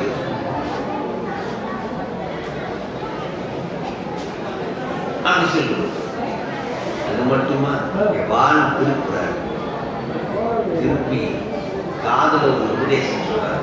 ஓங்காரத்து பொருளை ஐயன் எனக்கு அருளியவார் ஆர்வெழுவார். ஓங்காரத்தின் பொருளை சிவாய நம சிவாய நம சிவாய நம ஓதுறாரு காதல. நானே தபம் செய்தேன் சிவாய நம. குருநாதர் வந்து பெற வேண்டுமா அந்த மந்திரத்தை? சிவாய நம என பெற்றே அது எப்படி போச்சா? தேனாய் நின் அமுதமுமாய் என் காதுக்குள்ள போகுது. தேனாய் நின் அமுதமுமாய் போச்சா? அப்படி சிவபெருமான் உள்ளே காது வழியா உள்ள பூந்தாரா சிவாய நம என்ற மந்திரத்தில். அப்படி குருநாதருடைய தரிசனம் காட்சி. அங்கே என்ன திருநீர் வந்து இப்போ கவசமா இருக்கு, பார்த்தா மகிழ்ச்சியை தரக்கூடிய. இன்னொன்று பிரசாதமாக இருக்கு. குருநாதர் வழங்குகின்ற பிரசாதம் மூல பண்டாரமாக இருக்கு. சிவபெருமான் அக்னி வடிவன் அண்ணாமலை என்று சொல்ற, யாராலும் அண்ண முடியாத மலை அண்ணாமலை, அடிமுடி காண முடியாது. இப்ப சரியான இந்த காலம் அடியாருக்காக வெளியில வர்றாரு. எப்படி வர்றாரு? நெருப்பு மலையாக அருவுருவமாக வருகின்றார். அருவுருவம்னா உருவம் மாதிரி தெரியாது, அருவமாக இருக்கார். அருவுருவமா நெருப்பு வடிவார். இன்னைக்கு அண்ணாமலைக்கு போனீங்கன்னா அந்த மலை எப்படி வெப்ப மலை, அக்கினி மலை. மலை மேலாம் ஏறிட்டு வந்தீங்கன்னா சூடு பயங்கர ஹீட்டா, மரமெல்லாம் இருக்கும், நிலம் தான் இருக்கும். ஆனால் மலை அண்ணாமலை வெப்பமலை, அருணகிரி என்று பெயர். அருணன் சூரியன், அருணன் இந்திரன் திசை அருகில் இருள் போய் அகன்றது. அப்படி சூரியனா முடியும். அந்த அண்ணாமலை இப்ப உச்சி நடுக்காலம் பெருமான் நெருப்பு மலையாக வருகின்றன. சரி, நெருப்புன்னு சொல்லி நீங்க போயிடுவீங்க. அப்படி நெருப்புக்குள்ளே லிங்கத்தை உற்பத்தி பண்ணி காட்டுகின்றார். லிங்க உற்பத்தி காலம் இதுதான் அந்த காலம். இரண்டாம் காலம் லிங்க உற்பத்தி காலம். இப்போ அண்ணாமலைக்கு அற்புதமான இங்கே அபிஷேகம் ஆகாது. லிங்க உற்பத்தி காலம் அப்படியே நினைச்சுக்கிட்டே இருக்கும். அப்படியே அண்ணாமலைக்கு போற மாதிரி நினைங்க. அங்கே நெருப்பா வர்றாரு நினைங்க, அதுல லிங்க உற்பத்தியா வர்றாரு நினைங்க. அதுதான் சிவராத்திரி. அந்த ராத்திரியில தான் நாம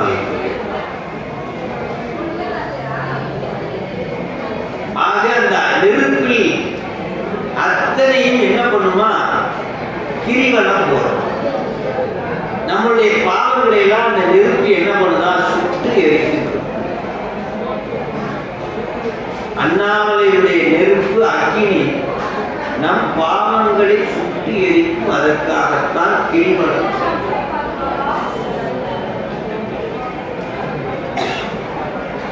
அப்பேற்பட்ட ஆக அந்த திருநீர் எவ்வாறுன்னா அந்த நெருப்பில் இட்ட பிரசாதம். திருநீர் என்னது? நெருப்பில் இட்ட பிரசாதம்.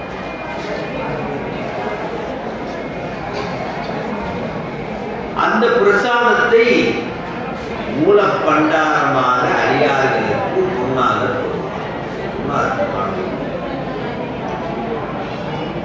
இந்த திருநீர் எங்கிருந்து கிடைக்கிறது, எப்படி கிடைக்கிறதுனா, உலகத்திலேயே மிக உயர்ந்த உயிரினம் எது என்றால் உச்சிக்கான உயிரினம் மனிதரினம். உயர்ந்த அன்பு கொண்ட ஒரு உயிரினம் எது அப்படின்னா பசு.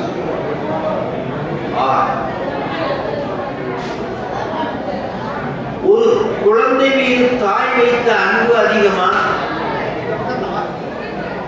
ஒரு பசு தன் கன்றுக்குட்டியிடம் வைத்த அன்பு அதிகமா என்றால் நிறைய பேர் நான் என் குழந்தைகளை வச்சு பாசமா உண்மை போய் அம்மா எப்படி ஊட்டுவாங்களா,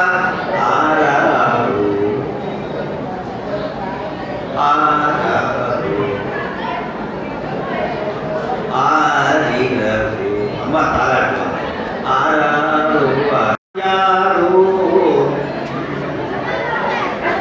என் வீட்டுக்காரர் யாரோ,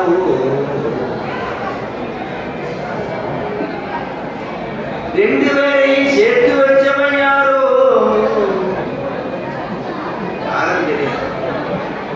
வீட்டுக்காரர் முன்னாடி பார்த்ததே கிடையாது. எவ்வளோ நான் யாரோ என் வீட்டுக்காரர் யாரோ, 2 பேரையும் சேர்த்து வச்சது யாரு?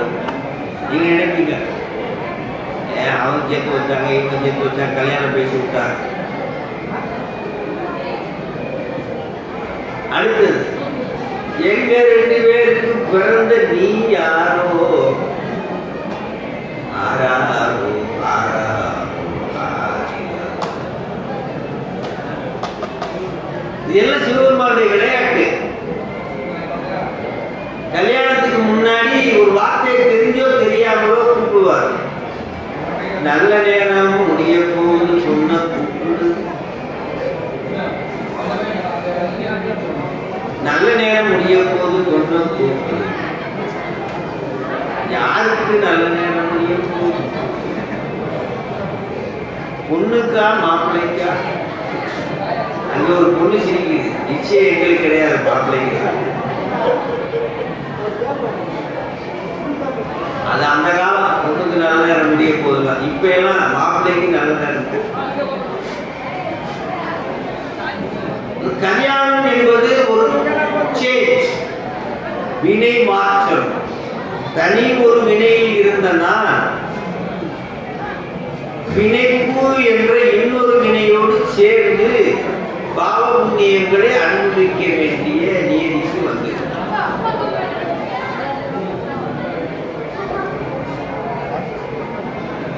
ஆக இந்த நிலையிலிருந்து தப்பிப்பதற்கான மார்க்கத்தையும் சிவபெருமான் கொடுத்தார். இந்த உலகத்தையும் காட்டி அதிலிருந்து தப்பிக்கின்ற மார்க்கத்தையும் சிவபெருமான் காட்டுகிறார்.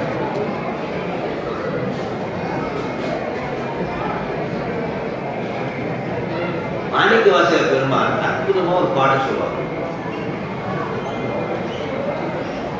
ஆனந்த மாலை ஒரு பாட்டுல, சீலம் இன்றி நோயின்றி செடிவேயின்றி அறிவின்றி, எந்த அறிவு இல்லை, எந்த பெருமை எனக்கு இல்லை. தோலின் பாவை கூத்தாட்ட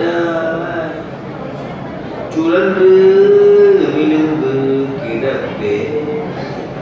இந்த தோல் பொம்மையை ஆட்டுவாங்க கயிறு கட்டிக்கிட்டு, தோல் பொம்மை கயிறு. அது போல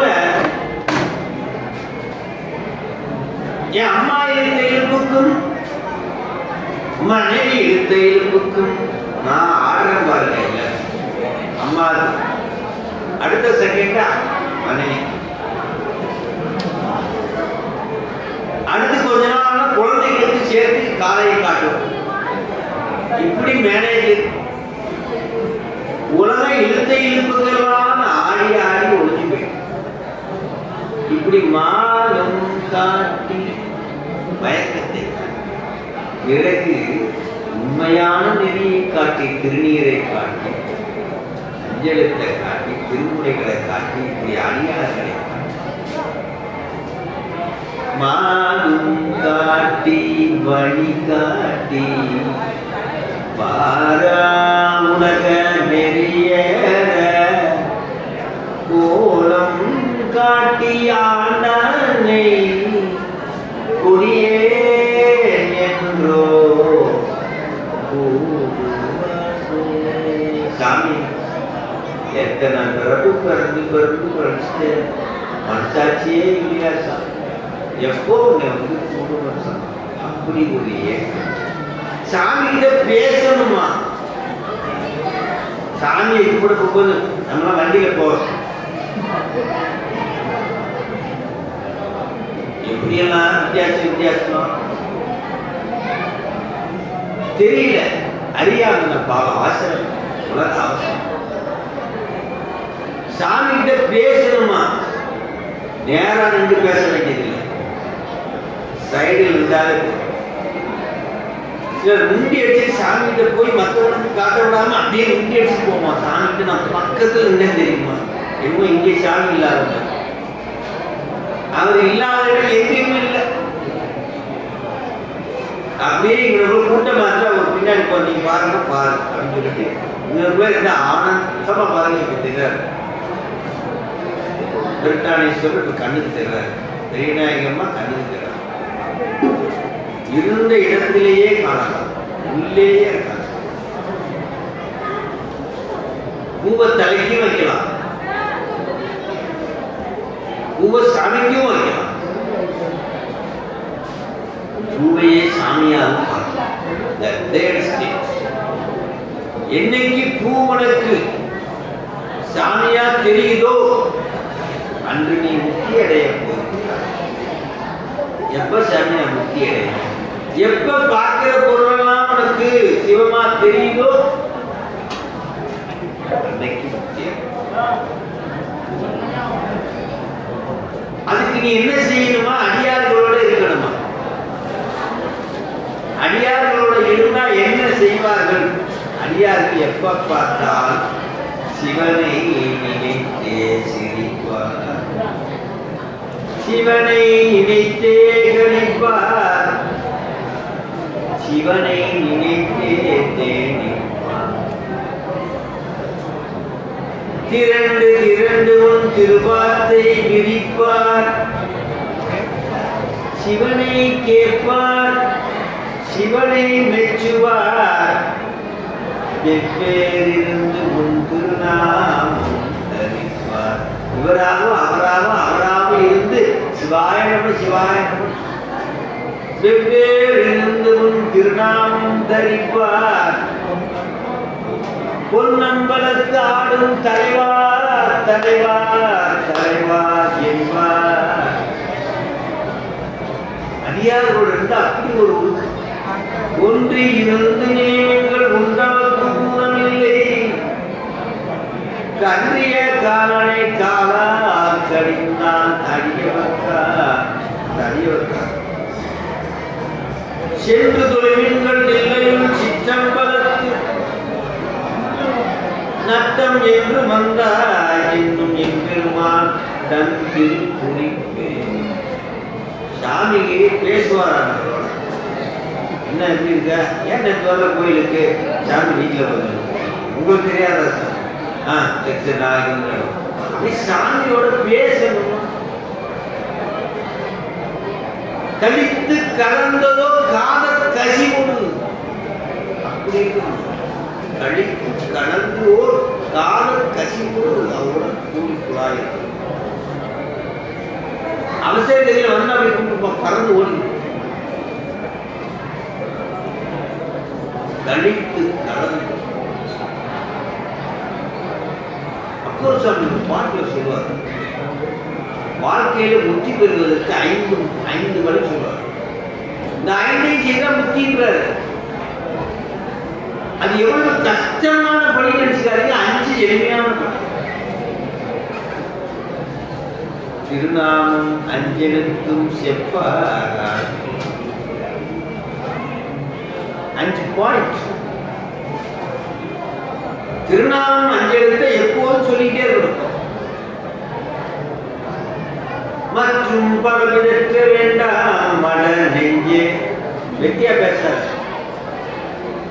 கற்றை சடையும் காலத்தியற்றி கண் ஆறா அமுதின் திருநாமம் 5 எழுத்தை சோறாமல் எப்பொழுதும் சொல் சொல் சொல்.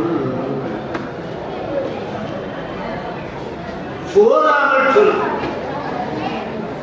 சோர்வடையா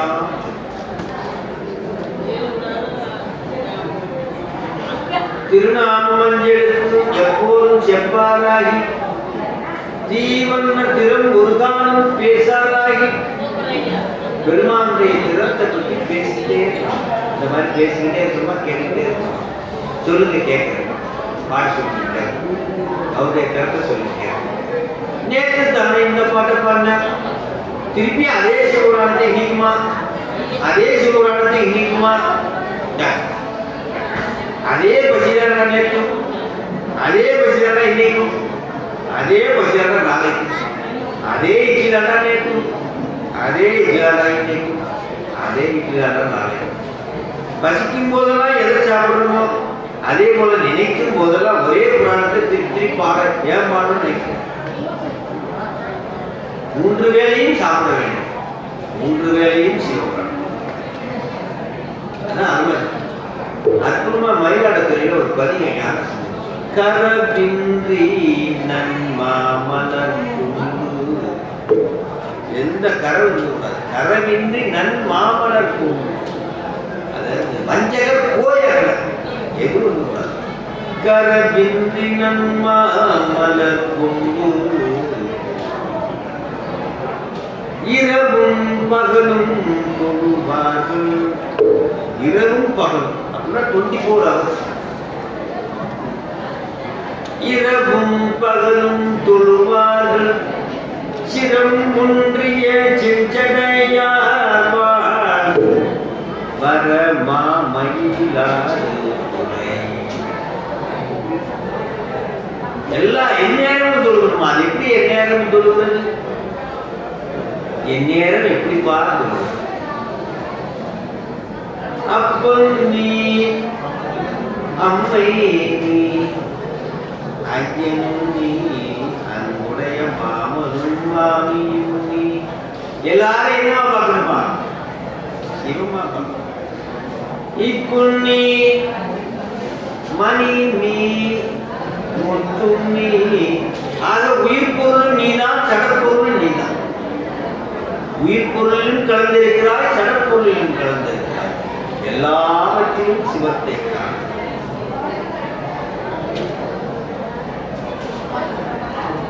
அப்படியாக வழிபாடு இருக்கார்.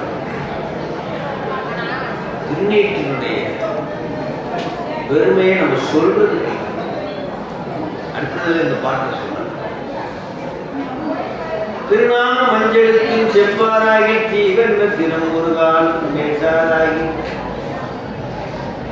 திருக்கோயில் ஒரு காலம் சூடாராகி. திருக்கோயில் போயிட்டே இருக்குமா அடிக்கடி. மூர்த்தி தலம் தீர்த்தம் தீர்த்தாக்கரை. மூர்த்தி தலம் தீர்த்தம் சத்து வாய்ப்பு. யாரெல்லாம் மூர்த்தி தலம் தீர்த்தத்துக்கு போறாங்களோ அவருக்கு குருநாதர் வாய்ப்பார். யார் ஒருவனுக்கு குருநாதர் வாய்த்தாரோ அவன் முக்தி அடைய போகிறார். உருவாய் அருவாய் உடராய் இளராய் மறுவாய் மலராய் கருவாய் நீராய் கவியாய் திரியாய். கடைசியா நிறைவா முக்தி போறதுக்கு முன்னாடி குருவாய் வருவாய் அருவாய். நீ ஒன்னும் குருவா வா போதும். இந்த ஃபைனல் ஸ்டேஜ் பிறந்த உடனே அம்மாவா வந்து உதவி செய்வான். வளரும் போது வாரியாரை வந்து உதவி செய்வான். கம்பெனியில வேலைக்கு போகும்போது மேனேஜரா வந்து உதவி செய்வான். புத்திக்கு போகணும்னா கடைசியில குருநாதரா வாசா. குருவாய் வருவாய் அருள்வாய் புகழ்ந்தே.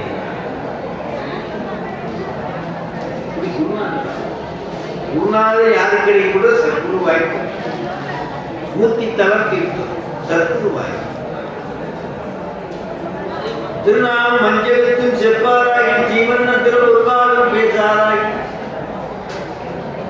திருக்கோயில் ஒரு காலம் சூழாராகி உண்மதன் மலர் பறித்து இட்டு உண்ணாராகி. சாப்பிடுற சாப்பிடுறதுக்கு முன்னாடி சாமிக்கு ஒரு பூ எடுத்து போட்டு சாப்பிடும்.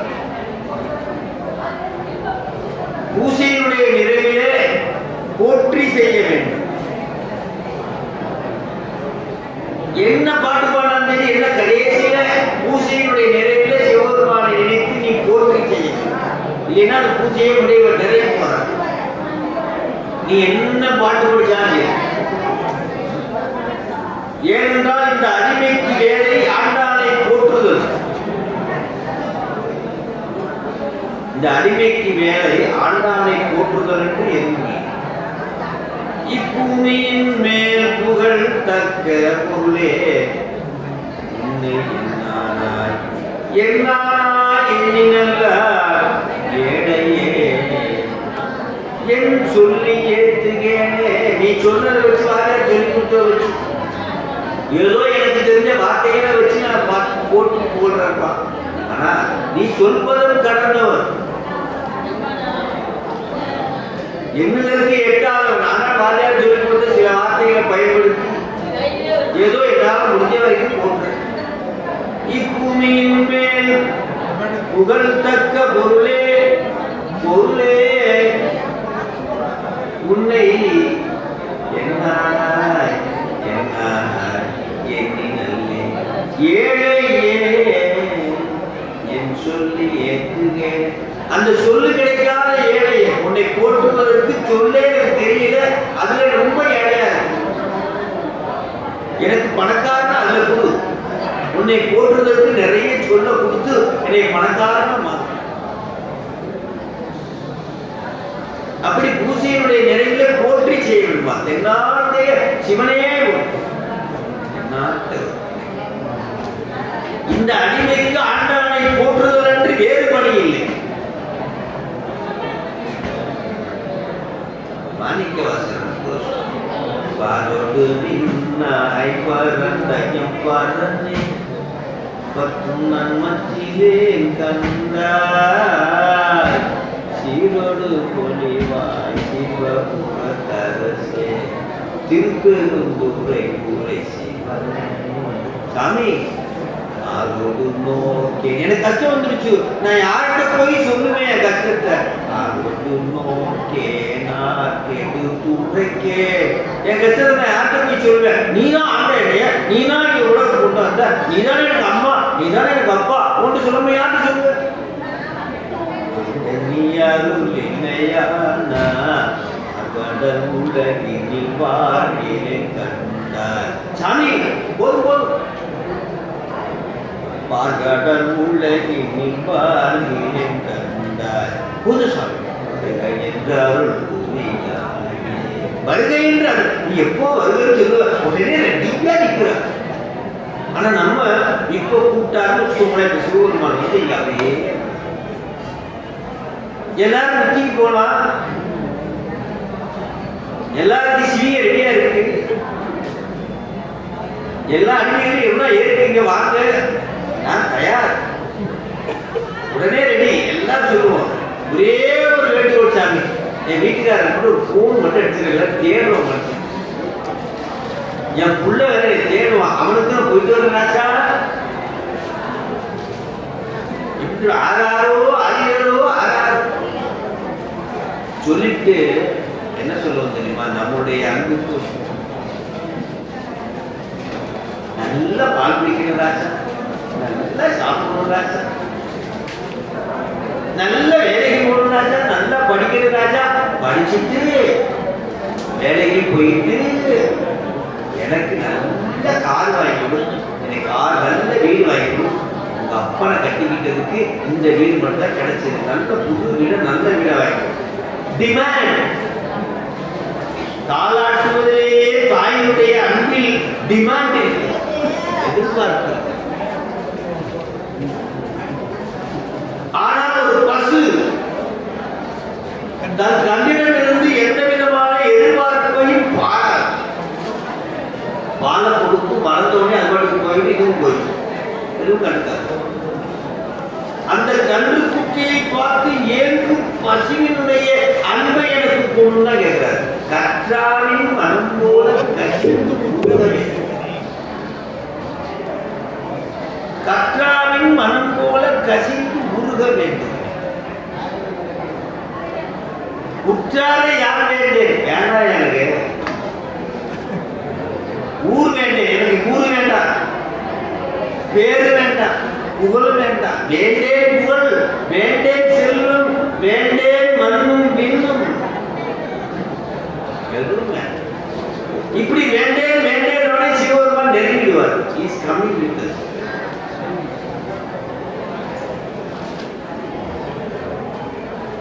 கற்றாரை யார் வேண்டார்? கற்றாரை யார் வேண்டேன்னு யாராவது சொல்லுவாங்க? கற்றவர்களை வேண்டான்னு யாராவது வேண்டான்றார். கற்றவன் என்ன செய்வான்னு சொல்ற கேட்கல. கற்றவன் இறைவனை ஆராய்ச்சி செய்வான், ஆராய்ச்சியால் இறைவனை அடைய முடியும். அனுபவத்தால் மட்டுமே அடைய முடியும்.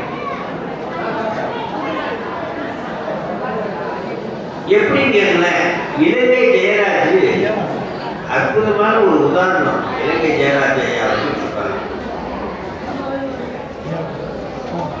செம்பு பாத்திரத்தை எடுத்து நான் தேய்க்கிறேன். செம்பு பாத்திரத்தை எடுத்து நான் புளி உப்பு எலுமிச்சம்பழம்லாம் போட்டு தேய்க்கிறேன்.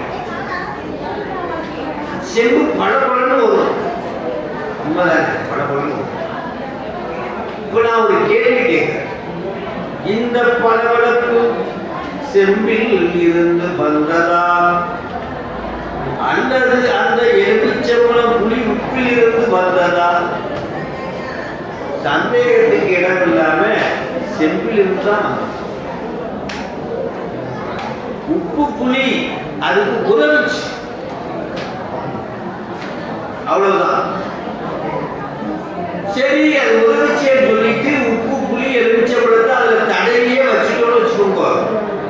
ஒரு மாசம் கழிச்சு செம்பு எடுத்து பார்த்தா என்னமா இருக்கும்? செம்பெல்லாம் கொத்து. அதே மாதிரி கல்வி அதிகமா படிச்சுட்டு அதுல ஆராய்ச்சி பண்ணிக்கிட்டே இருந்தோம்னா சுத்தமா சிவத்தை நம்ம மறந்தே போயிடும், விட்டுடுவோம். அதனால கல்வியை ஒரு அளவு கற்றுவிட்டு அதை விட்டுணுமா. ஞானம் கிடைத்தவுடன் அதை விட்டு விட வேண்டும். நிறைய பேர் கல்வியை பிடித்து கொண்டு இப்போ நிறைய அந்த சித்தாந்தம் படிச்சிருக்கேன், திருமுறை படிச்சிருக்கேன், அது படிச்சிருக்கேன், இது படிச்சிருக்கேன்னு சுத்தமா படித்தவருடைய பெருமையிலேயே மூழ்கி போய் அதிலே மேற்கொண்டு ஆராய்ச்சி செய்கிறேன் என்று உண்மையான சிவத்தை விட்டு ஒரு அளவு கற்றுக்கொண்டு சிவபெருமானை ஊர்க வேண்டுமா. சைவ சித்தாந்தம் படித்தால் சிவபெருமானை உணர முடியும். திருமுறைகள் படித்தால் முருக முடியும். உணர்தலும் முருகுதலும் ரெண்டு ஒரு சேர நடக்கணும். அதனாலதான் சித்தாந்தமும் திருமுறையும் கண்கள் சைவர்களின் கண்கள். இப்படியாக திருநாமஞ்செழுத்தும் செப்பாராகில் தீவண்ண திறம் ஒரு காலம் பேசாராகில் திருக்கோயில் ஒரு காலம் சூடாராகி உண்மதன் முன்மலர் பறித்திட்டு உண்ணாராகி பெருநோய்கள் தீர அருநோய்கள் தீரத்தில் வெந்நீர் அணியாராகி கொடுமையான நோய்கள் நாம் செய்த பாவ புண்ணியங்களினால் வருகின்ற அரும் நோய்கள் தீர்ப்பதற்கு வெந்நீர் அணியணுமா. இப்ப கொரோனா வந்திருக்கு, தைரியமா யாராவது வெந்நீர் அணிஞ்சிட்டே இருந்தா தைரியம் டவுட்டிலேயே அறியும், துணிச்சலா. இந்த உடம்பு எங்க இருந்து வந்தது? இந்த உடம்பு நம்ம லோன் வாங்கியிருக்கோம். லோனை திருப்பி அடைக்கணுமா வேண்டாமா? லோன் வாங்கினா அடைக்கணும். இந்த உடம்பை எங்க இருந்து லோன் வாங்கியிருக்கோம்?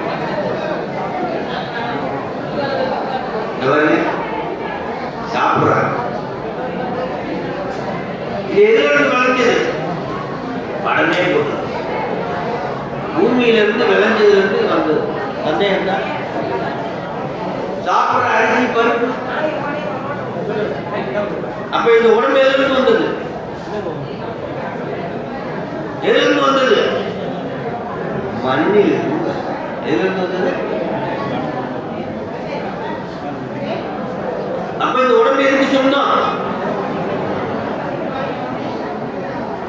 அது யாருக்கு தெரியும்? அது உண்மையை புரிந்து கொள்ள வேண்டும். அந்த உடம்போட அந்த கொரோனா வந்திருக்க உண்மையை சொல்றோம். பஞ்சபூதத்தோட இந்த உடம்பு நெருக்கமா இருந்தா எந்த நோயும் நமக்கு வராது.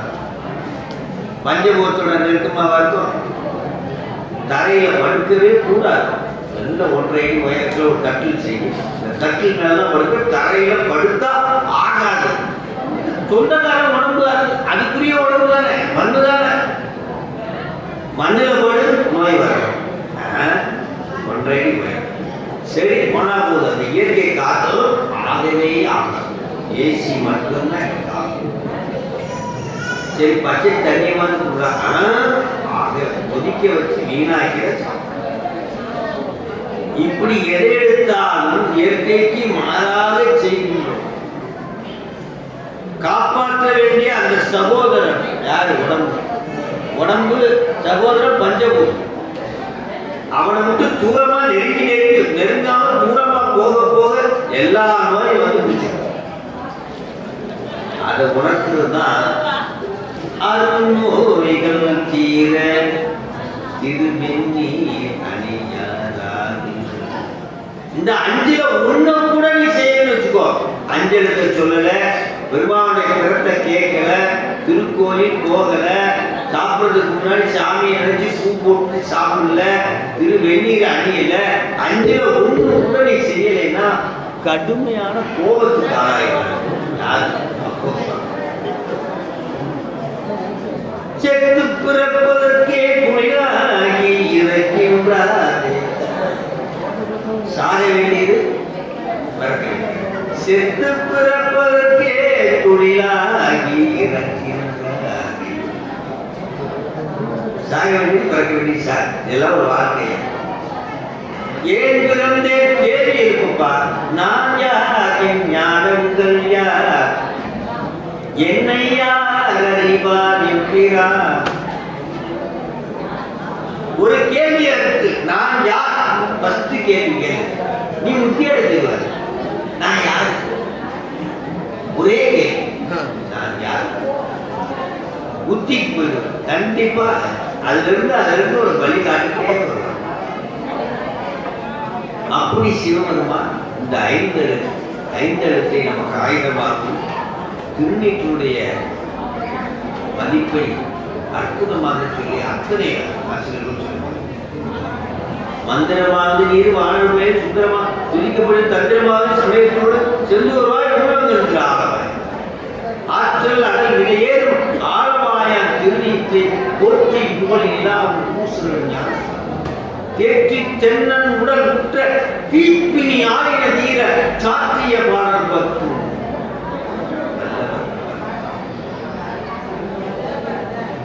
என்ன செய்யறான மாணிக்க, என்ன செய்யறான ஞான சம்பந்தர்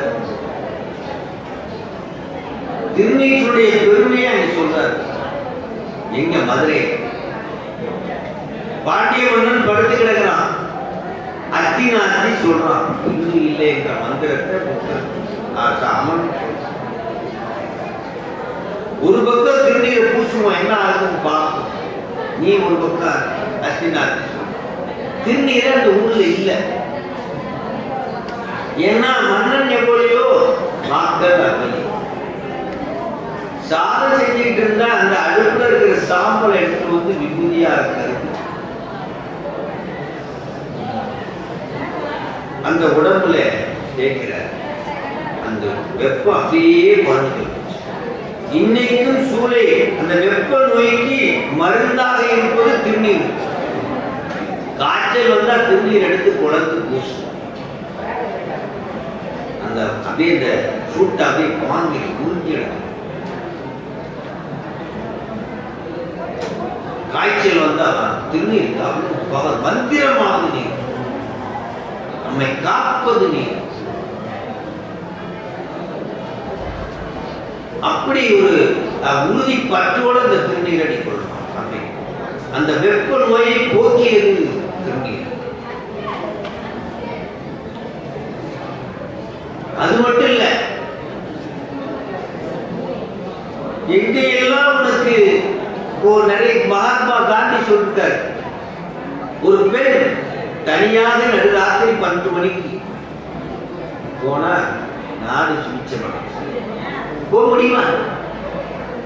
முடியுமா? நான் இப்பயும் சொல்றேன், திருநீரை எடு, அப்படியே பூசிக்கும். பொம்பளை பிள்ளை தான் சொல்றேன்.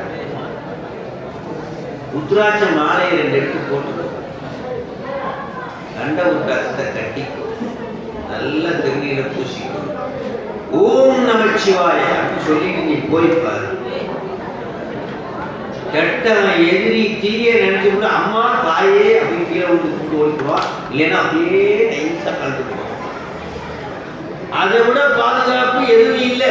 ஏனென்றால் அத்தனை பேர் ரத்தத்திலையும் முன் ஜென்மத்திலிருந்து ஊறி இருக்கிறது சிவபெருமானுடைய ரத்தம். எவ்வளவு கெட்டவனாக இருந்தாலும் கூட திருநீரை பார்த்து உத்தராகத்தை பார்த்தவுடன் ஒரு சின்ன பயம் பக்கத்துல வரணும். ஆனா நம்ம அதை பூசுறது இல்லையே. பூசி பாரு. தேனை நெக்கியவனுக்குத்தான் தேனின் சுவை தெரியும். நிறைய பேர் சிவபெருமான் என் சிவனை நினைத்து நீ பூஜை செய்தாயா, என் கூட பெண்களுக்கு மஞ்சள் அரைத்தாயா என்ற மாதிரி.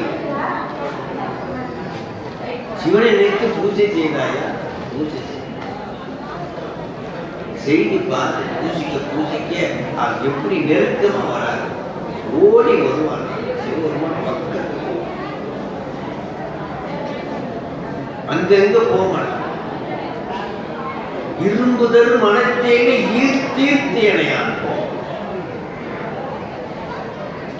அப்படி நம்மளை ஈர்க்கக்கூடிய எவ்வளவு நீ கல்லா இருப்பார், பக்கத்தில் போனா இழுத்துருவார். நீ சிறிய முயற்சி செய், சிறிய முயற்சி செய், அவன் பெரும் முயற்சியாக இறங்கி